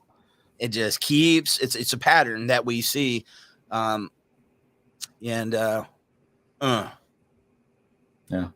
I would just say we need, the folks here. And again, I'm not talking to the people that are on the show right now. I'm talking to the people that aren't on the show, that don't tune in, that don't get involved. That these are the ones I'm talking to. They're the one. We need to get those people off their dead asses and getting them involved. Do the support. Donate a couple bucks so you can get. Because again, I saw the Glenn Terry documentary. That thing was. I mean, it was. Well, I mean, I would say if I knew nothing about this, and I'm speaking to people out there as well, if I knew nothing about this, I said, hey, watch this, watch what happened to this dad. They would have understood it. They would have understood it at your and my level when they after they got done watching it. That's You have to be careful what you say on shows. But one of the things Glenn did, because I pre-recorded that show because I wanted to make sure that we could have it aired. Mm-hmm. He said, Eric, if I wouldn't have listened to the courts and I just took my child, maybe my child would still be alive. How do you argue with that? How do you argue with people like this? I mean, dude, I've seen so many cases that, but if the dad did what the mom did, We know what the situation would have been. Why are we trying Amber the alert. system? The system does not make sense. It is not fair. And telling anybody to go into that system, I don't care how good their case is. You may think you have the best case in the world. Politics can come into it, political donations, somebody wanting a position. There's so many things that can play into it, and you're playing a game of Russian roulette, and your kids are at stake. It's Yeah. what you're doing. And I think media, like I'm making with Glenn's, I need to make a lot more of those. I Yeah. need to make a lot more of those because Glenn's was not a one-off situation. Dude, Jeff yeah. Younger's is not a one-off situation. Since I finally started speaking up for it and said, I don't care if cancel culture or whatever comes from me, I'm going to say what's right. Now all the fathers are showing up because they finally got somebody that's talking about it. Yeah. Right. And that's how it happens. We need to show them, again, not isolated incidents. Unfortunately, it's the worst of the worst cases that gets people attention. Right. It's always been that way. And I hate that. God, I hate that because we need to be proactive instead of reactive. Right. That's always been the problem. But I can promise you, as it sits, more and more of these cases are going to keep happening. The celebrities piss me off. They'll be in the headlines when their cases are going down and then they take off. But It's not about them anymore. They all I got can the say deal. is for right now, show up. Let's work on the awareness, guys.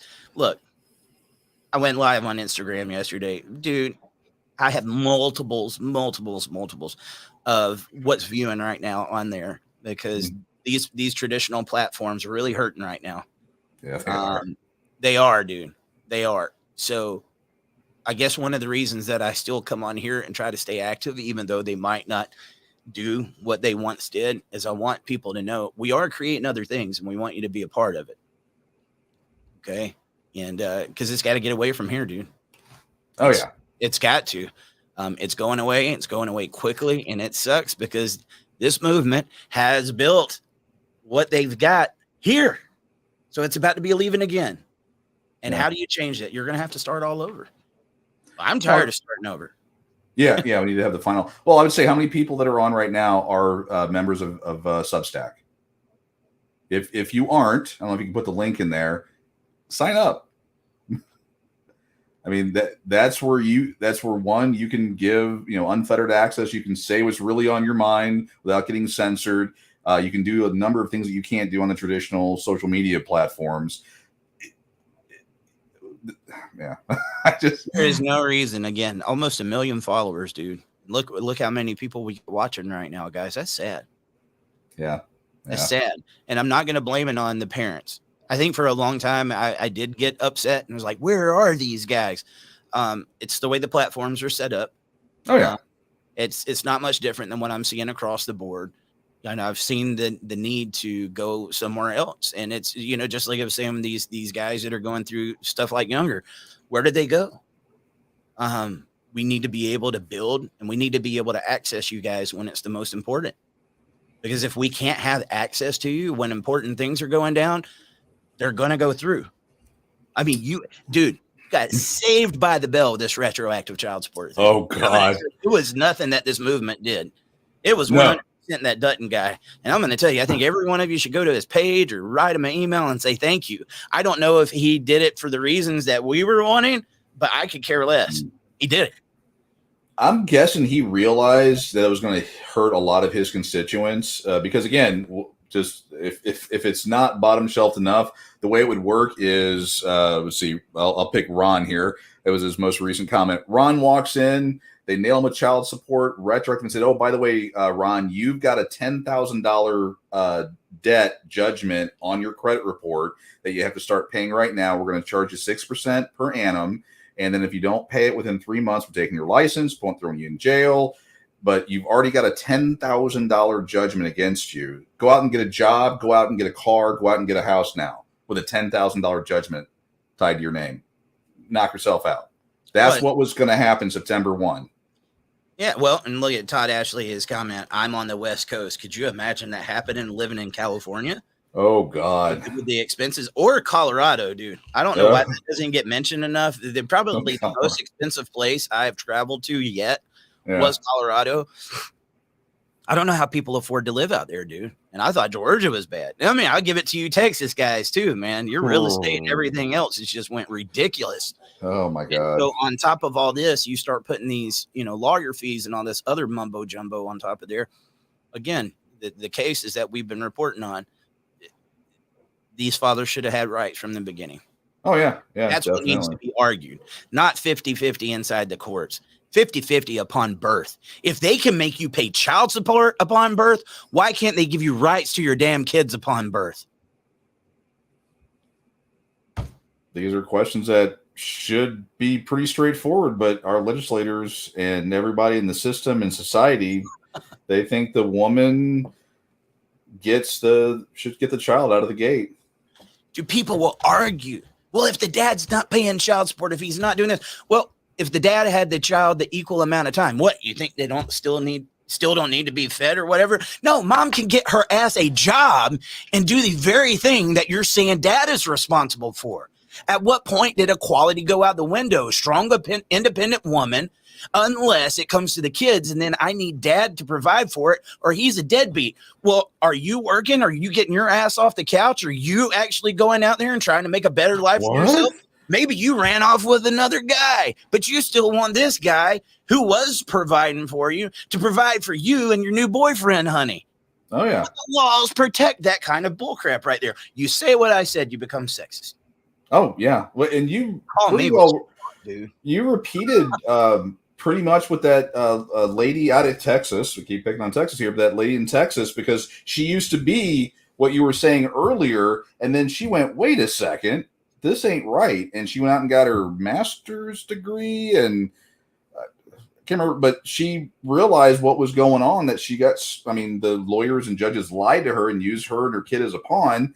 But then she did a complete 180, got educated, and said, no, parents, mom and dad are equally important, and she's not going to do that crap anymore.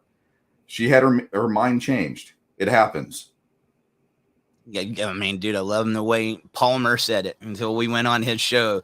It's like, you might not be able to change the laws of the land, but you can change the laws of your mind.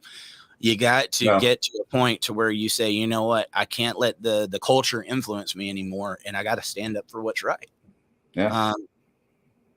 And I agree with that, dude. I 100% agree with that. That's not easy to do. Yeah. We need Just people. because you do that doesn't mean everybody else is going to, and they're going to use that same hoopla against you every time you go to speak. Did you see last night? Here come the stuff again. I need to be parent talk. I talk too much about dads. Moms are screwed just as bad in family court as dads are, and there's no bias. And people will take that and then start getting afraid to speak about dads anymore because they're afraid they're going to offend somebody. Yeah. I'd made a video on that topic. Yeah. And you got to push back because they believe this nonsense that women are abused just as much as men are in the court system. And then you get posts that, I responded to about men. I mean, these women say this: men are given preferential treatment in custody and child support. They actually had balls to say that and believe it.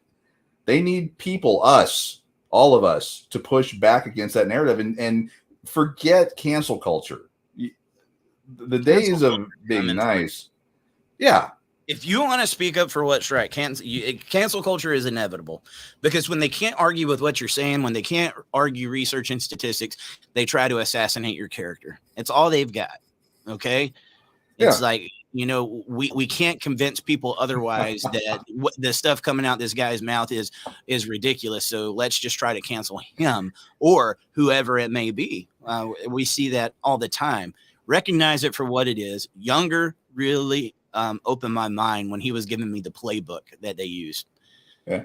I need to get him on there just to list it out, because I will watch.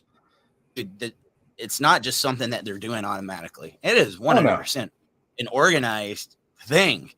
They take these steps to see how they can break you down. Yeah. And what I would say is focus on stuff like Glenn Terry or these cases that are coming on later tonight. John Mast. Make them make sense. You can't. Right. Well, that's just a one-off. That never happens. Well, if Eric was had the budget and could get all the, and I'm sure you have a billion stories to tell, but if you had the funding and the time to make those videos, that argument of, oh, it's a one-off would go away. I would love nothing more than to make these videos and that media nonstop.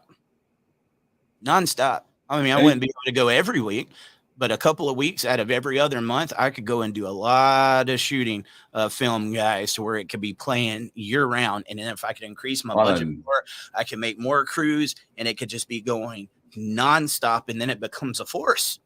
It becomes almost like a reckoned with. Almost like a network, perhaps. Oh Like, yeah, dude. I got big goals, ambitions. If we could, get that rolling. It was funny when you were talking earlier. It reminded me of a conversation I had that was just beyond hilarious. I had some lady tell me that I was a deadbeat dad. This was after I told her I have 100% custody of my youngest son. My oldest is aged out, and I receive child support against my will. I don't want it, but the way Texas works is you don't have a choice. But she actually had the nerve to call me a deadbeat dad. Dude, I mean, younger at the University of North Texas. $1.5 million he spent. Now he's running for office. He's got 100 kids sitting there screaming in his face with like 400 spitting on him to beat his ass, and then they're holding up a sign saying he's a deadbeat dad. Deadbeat dads aren't going to go through that, brother. I'm going to tell you, even really amazing dads are not going to go through that. Most of them, I mean, I got a nut check when I saw that. Whew, that took a lot of balls, man. But they're still sitting there calling him a deadbeat dad because they needed the narrative to take away from what he was saying. They had to scream over him because they couldn't allow him to speak, because if he spoke, research, statistics, dangers, consequences from these surgeries and stuff that he was talking about would have been explained. They can't do anything with that. Scream over you, call you names, assassinate your character. That's all they got. Now, some good news that came out of that was that, I don't know the number, but after that whole thing happened, people actually came out to Jeff that were on the other side that said, you know what, I saw what I did and what happened, and you know what, I was wrong. And they've changed their minds. I don't know the number, but that's why it's so important to have folks like you out there standing there. But that's why Jeff Younger, aside from, I think, 3 or 4 other guys that always show up and help him, he was there by himself doing it. And it shouldn't be that way. It should not. Dude, if I had money, I would be funding that guy. Like, I would find a way. Like, I like the media part. I can kind of cover what's going on. This is the part I enjoy coming on here and talking to you guys. Don't get me wrong. I enjoy much more being behind the camera and accelerating the ones. He's got what it takes, but he doesn't have the resources in order to be able to fight it. I mean, in the fact that the Republican over $1 million, $3 million in his opponent's account, that is a Republican, tells you right there. Thinking that there's either side of this aisle that is going to want this madness to end is madness. It's going to have to be built by us, for us. It sounds like FUBU. Was it for us, by us? Yeah, man. But in other news, let's say this is, talking about the defeatists. Let's talk about some of the good stuff that is happening. Look at Bud Light. Look at Target. People are pushing back. Yeah, that's it. It's really weird that it took that. The people rallied around Bud Light, or not around Bud Light, but against Bud Light. And their stock has tanked. Target, within a week, they're that nosedive. What caused that cataclysm, though? People were tired of it being shoved down their throats. I understand that. Yeah. But it was awareness. It spread. Yeah. One person said, "Did you see what happened here? Did you see what happened here?" And then they organized and said, "Well, we're not going to support them anymore." Now, what's happening? You're seeing that become a political force that is making that. I can guarantee you, Target, Bud Light, and a lot of those companies, Disney, Disney's having to lay off, I forget how many thousands of workers right now. I guarantee you they're in those meetings like, we messed up. Like, I don't know if we can do this anymore. But that's how you change. Because people came together and said, we're not going to take it. Now, if fathers did the same thing, it would cause the same thing. I promise you it would. But it took the awareness to make the dominoes start falling. So Right. that's what I say. Like, here's the beginning. Is that where we stay? No. Mm-mm. But at some point, we got to say we're not playing the game with the family courts anymore. You Yeah. cannot fix that system. Is too broken to be fixed. By far, way too broken. It Yeah, needs to be completely rebuilt. I follow a guy, Better Bachelor. He's on YouTube, Locals, and a couple other places. And he was talking about this. And I'm going to talk to the guys here, guys. If we all just banded together, what you saw with Bud Light and with Target, if the men of America, of the world, finally stood up and said, "We're not going to take it," this would be over in like a week.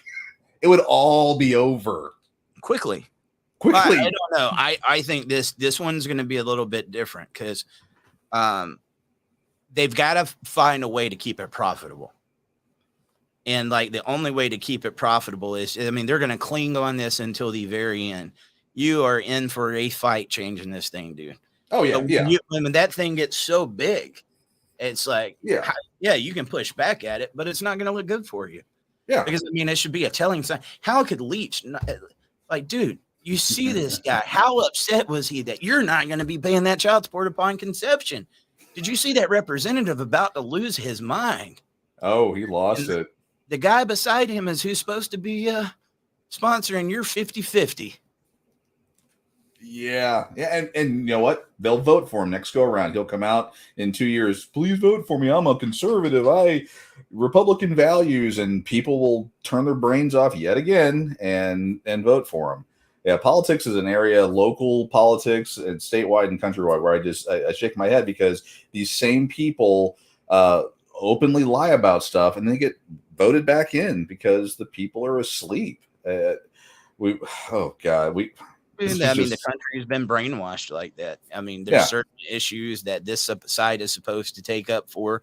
So if I stand on this side of an issue, I have to vote this color or this letter. And dude, when it comes to our movement next year during the election cycle, it is going to be very hard to get awareness out on this. Oh gosh, yeah. Yeah, they Because shut you down. Yeah. The mainstream media, I mean, at least, they used to have some stories of what was going on in the world in between the politics. They don't need that no more. They can just talk about politics all day long. Yeah. And so this heat, I mean, that race is going to start heating up. And so little issues like this are just going to be, chump change to them. We don't want to touch on that. That doesn't make the ratings. We want to show you what's going on with Trump, Biden, and DeSantis. Yeah. Can I talk to? I saw a comment here from Sabrina. I wanted to clarify a little bit here, and I hope I was understood. Let me pop that up here. About we're going to have yes. It's not the exclusion. It's the men standing up, not to the exclusion of women, but men standing up. That, and I want to make sure I'm understood. We need our women right by our side doing this stuff. I'm talking about, okay, why doesn't the man stand up? Usually it's because the woman, either in his life or whatever, has beaten him down to where he won't stand up and be the man of the house or do the things that need to be done. Let's just say, for example, they're both avid, let's just use the Bud Light thing. They're both avid beer drinkers. And the guy says, oh my God, look what happened. I'm not buying Bud Light anymore. She goes, oh, yes, you are. I'm going to do this. And she goes out and buys 20 cases just to spite him.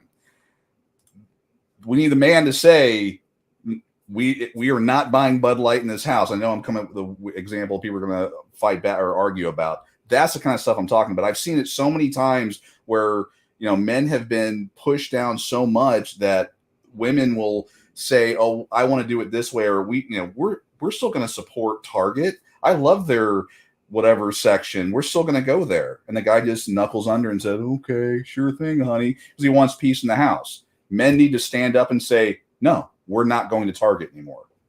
End of story. And yeah, I mean, and the women speaking up, dude. I was so proud of her. She came home. I know she gets tired of hearing about my dad talk stuff. I don't talk to her about it as much as I used to, because when I get started, I'll just go on all day long.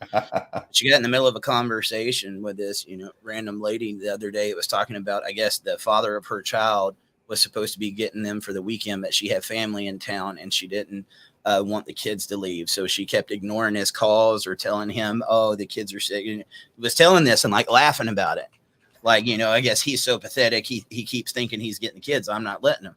Wow. And she said she just spoke up and was like, that's wrong, right? It's like, that is 100%. Your kids are going to hate you for that. Right. One day you're going to pay. And she was telling me about, oh man, I got so upset. And I was like, she's getting red pilled.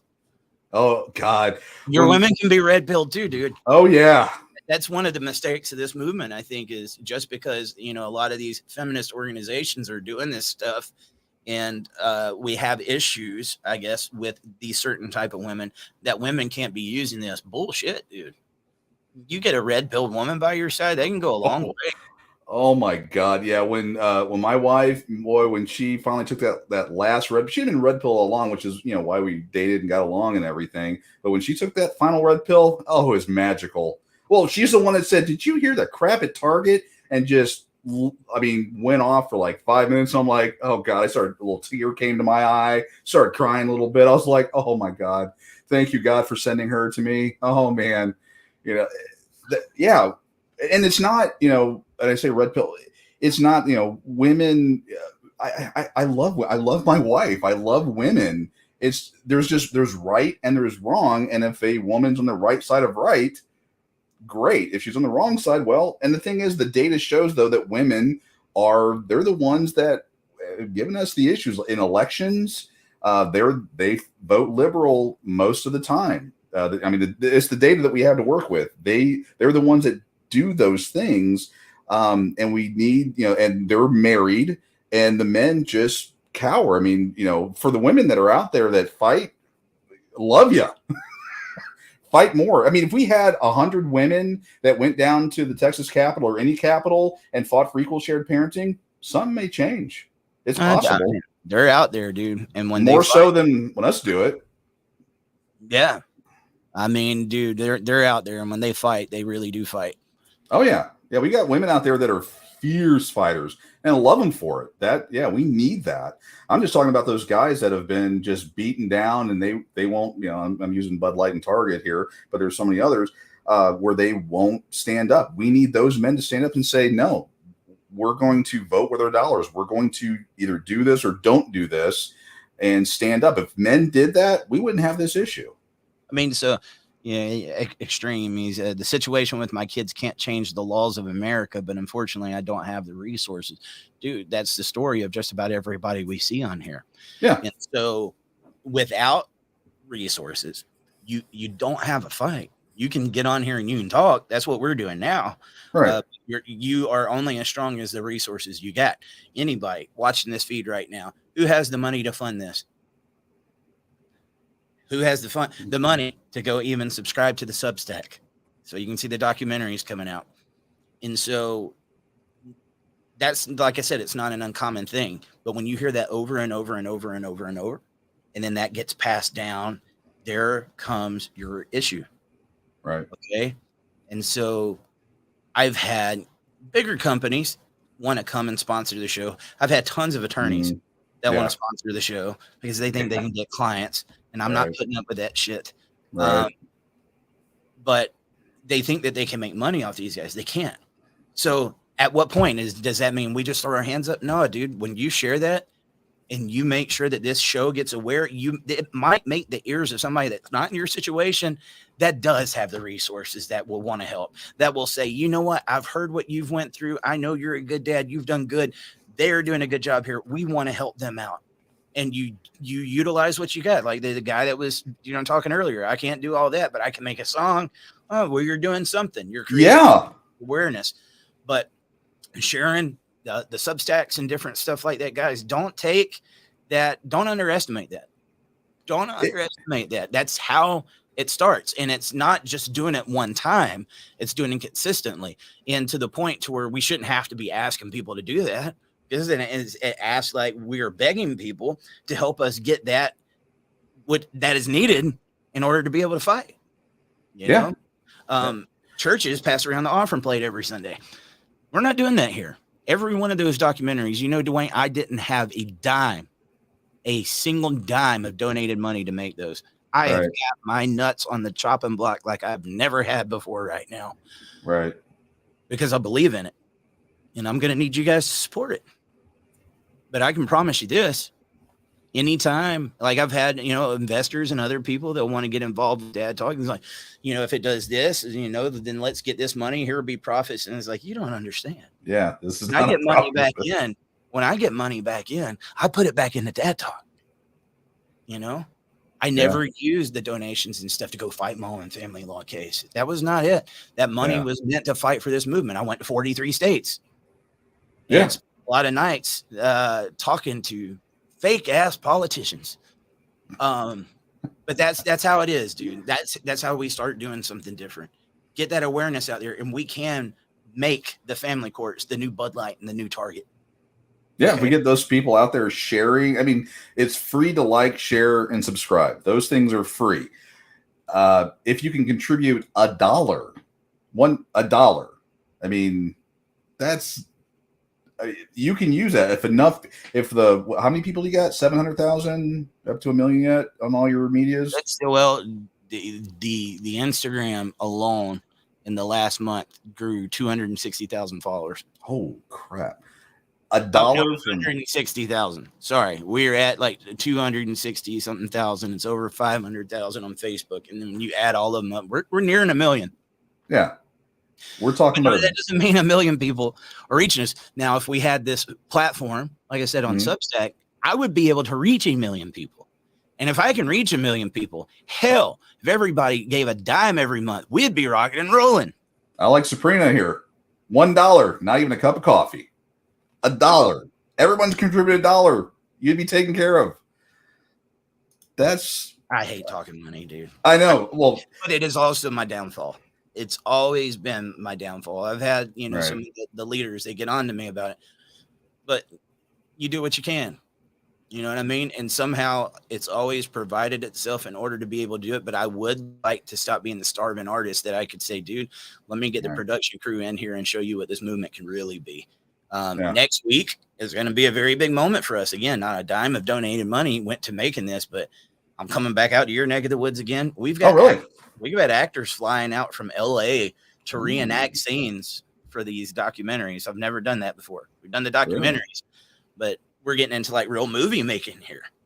Wow. And so the connections, everything that's needed in order to make it happen is there, just not the money. Yeah. It takes money. I mean, to run your website, a couple $100 a month, it takes money. I mean, I spent about $4,000 a year on Pissed Off Parent, and mine was, I never asked for donations. I actually refused them. I would say, donate to somebody else. And then I would work side gigs in addition to my normal job and use that money to, pay for all the software and all that stuff. It's expensive to keep a platform going. Well, so most traditional channels make money off of monetization. Right. That doesn't happen unless you're donating stars or you're getting into that Substack. That doesn't happen here because of the content that I talk about. When I talk about a father getting murdered later on tonight, you can't monetize that. Nope. It gets views, but you can't monetize that. Yeah. That goes against advertising policies. Yep. And when you talk about false allegations, you can't advertise that. Right. Like if you talk about the things that you need to talk about, you're out. And I guess that was one of the things that really used to chat my ass about the people who, they're making money. He's like, are you an idiot? Are you an idiot? Do you know how we cripple ourselves and doing this? There are simple little YouTube channels out there talking about meaningless stuff that are doing really good in monetization, but they're not really trying to change the world. Right. We got to change the world here, guys. And it does. It almost has a victim mentality thing to it, but a mentality is just where, you think it and you're not doing anything to try to better it. It just seems like the more we do and try to overcome, more obstacles show up. Mhm. It's just a very real battle. Yeah, I think about the Pearly show when you talk about that. And again, these are my personal opinions. So if that person does that, they can, have their issue with me. She has no desire to change anything. She's making monetization money. If you go back and look at her past story and dig up some data like I did, she's in it for money. I mean, she's got over 1 million subscribers. She's making that YouTube monetization money and all the other different things she's doing. But as far as making change, not happening. I mean, she's a female talking about the inequities of men. So she's, that obviously strikes a chord with people. She's saying roughly the same things you're saying, but she's got, 1 million plus followers. She's making bank. She's doing all these wonderful things, but she's not going to actually take what she's doing and change a law, but gets lots of views. Well, there's a lot of that. Oh, There's a lot of that, and there's lots of that people are promoting coaching and different stuff like. And look, let me say something. It used to really get on my nerves seeing the people that do that. I understand that you got to make money in order to be able to exist. At the same time, if all you're doing is doing it to promote a business and you're not actually trying to change things, that's where I draw the line. Right. You know what I mean? But then again, I mean, I have to look at it from the other angle. If they're providing people with comfort and support and they're, putting time into the resources, it's easy to criticize people for what they're not doing rather than look in the mirror and say, what are we doing? And if you're touching somebody at the end of the day, that's what matters, man. Definitely. Affecting change into people's lives. But those channels are different. They're different. Yeah. Getting down into the weeds and talking about legislation, which is what most people do not want to hear about, which is what helps the system. That's still unpopular crap. That's the retroactive child support was proof of that. Nobody wanted to listen to that. And exactly. Has dodged a bullet with that one. But a big bullet. Oh my God. How many other channels would have been made and how many news stories would have been coming here after that would have went through?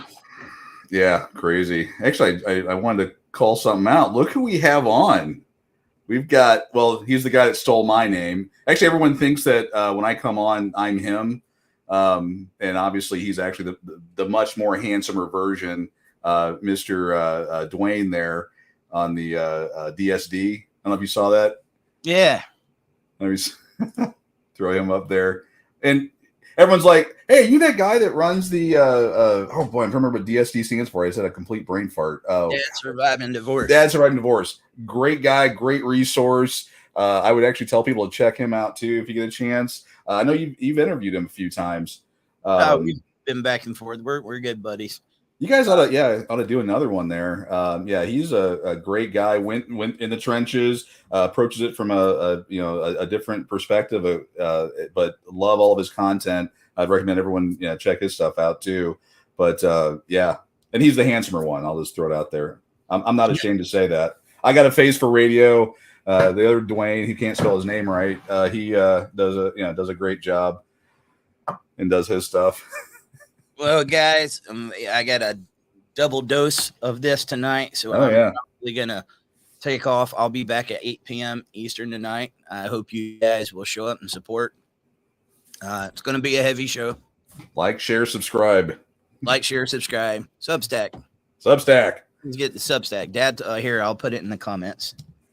If you're not on, it's free to join. There is some behind the scenes content, and if you want to get your voice heard, I don't know if it's the pay version, but you guys have a monthly meetup where Eric will be on, and you'll get to talk to him. He's part of the gang. It's a secure thing, and you guys get to talk about stuff. Yeah, man. I mean, it was really good to hear from the dads, and I think one of the things I've done in the last two meetings was just kind of got the conversation started. And then we went through there and let everybody tell their story. And by the time they got through, pretty much everybody was looking at each other like, oh, we all went through the same stuff. Yeah. You know what I mean? Some of it was different, but for the most part, everybody had somebody to connect with in there to say, like, I went through that too. And there's your resource. You might not have in each one of the cities, but it was a way to just kick back with the guys. And I made sure, like, when you guys speak in there, nothing is to leave that group. That's a confidential thing. Men need to be able to speak. They need somewhere to be a part of. And because not many people understand them in the world. They don't understand these issues. And if you say this in general society, you're just a whiner. You're not being a man. You're not stepping up. So get over here. 8 o'clock tonight, 8 o'clock Eastern. Guys, get your phones out. Yep. Open up whatever calendar app or whatever you have and put it on there. So at 8 o'clock, bright-eyed and bushy-tailed, you can join in and hear Eric talk about this and show some support and all that. Like, share, subscribe, Substack. get all that done. Sorry, I had wanted to jump in there with that. Just to, that little extra reminder, get on your phone and put that in your calendar so you're ready to go tonight at 8 Eastern. 8 Eastern, right? Yep. Come on. Okay, 8 Eastern, I 7 mean- Central. If you can't wait to get some more dad talk, I did post an exclusive podcast over on Substack 2 days ago with Harrison Tinsley. I can't put that on traditional channels, guys, but go and listen to it. Yeah. It's And then- heartbreaking.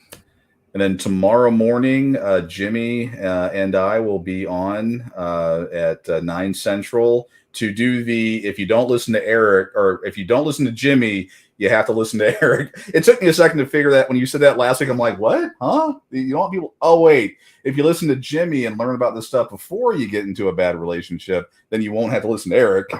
I think I wish we all would have had the red pill before we Oh, God. got into the dating pool. Yeah. What's Jimmy's topic tomorrow? I didn't check. I hadn't heard from him. It'll I be think- good, whatever it is. Yeah. All right, guys. We will see you next time. Bye, everybody.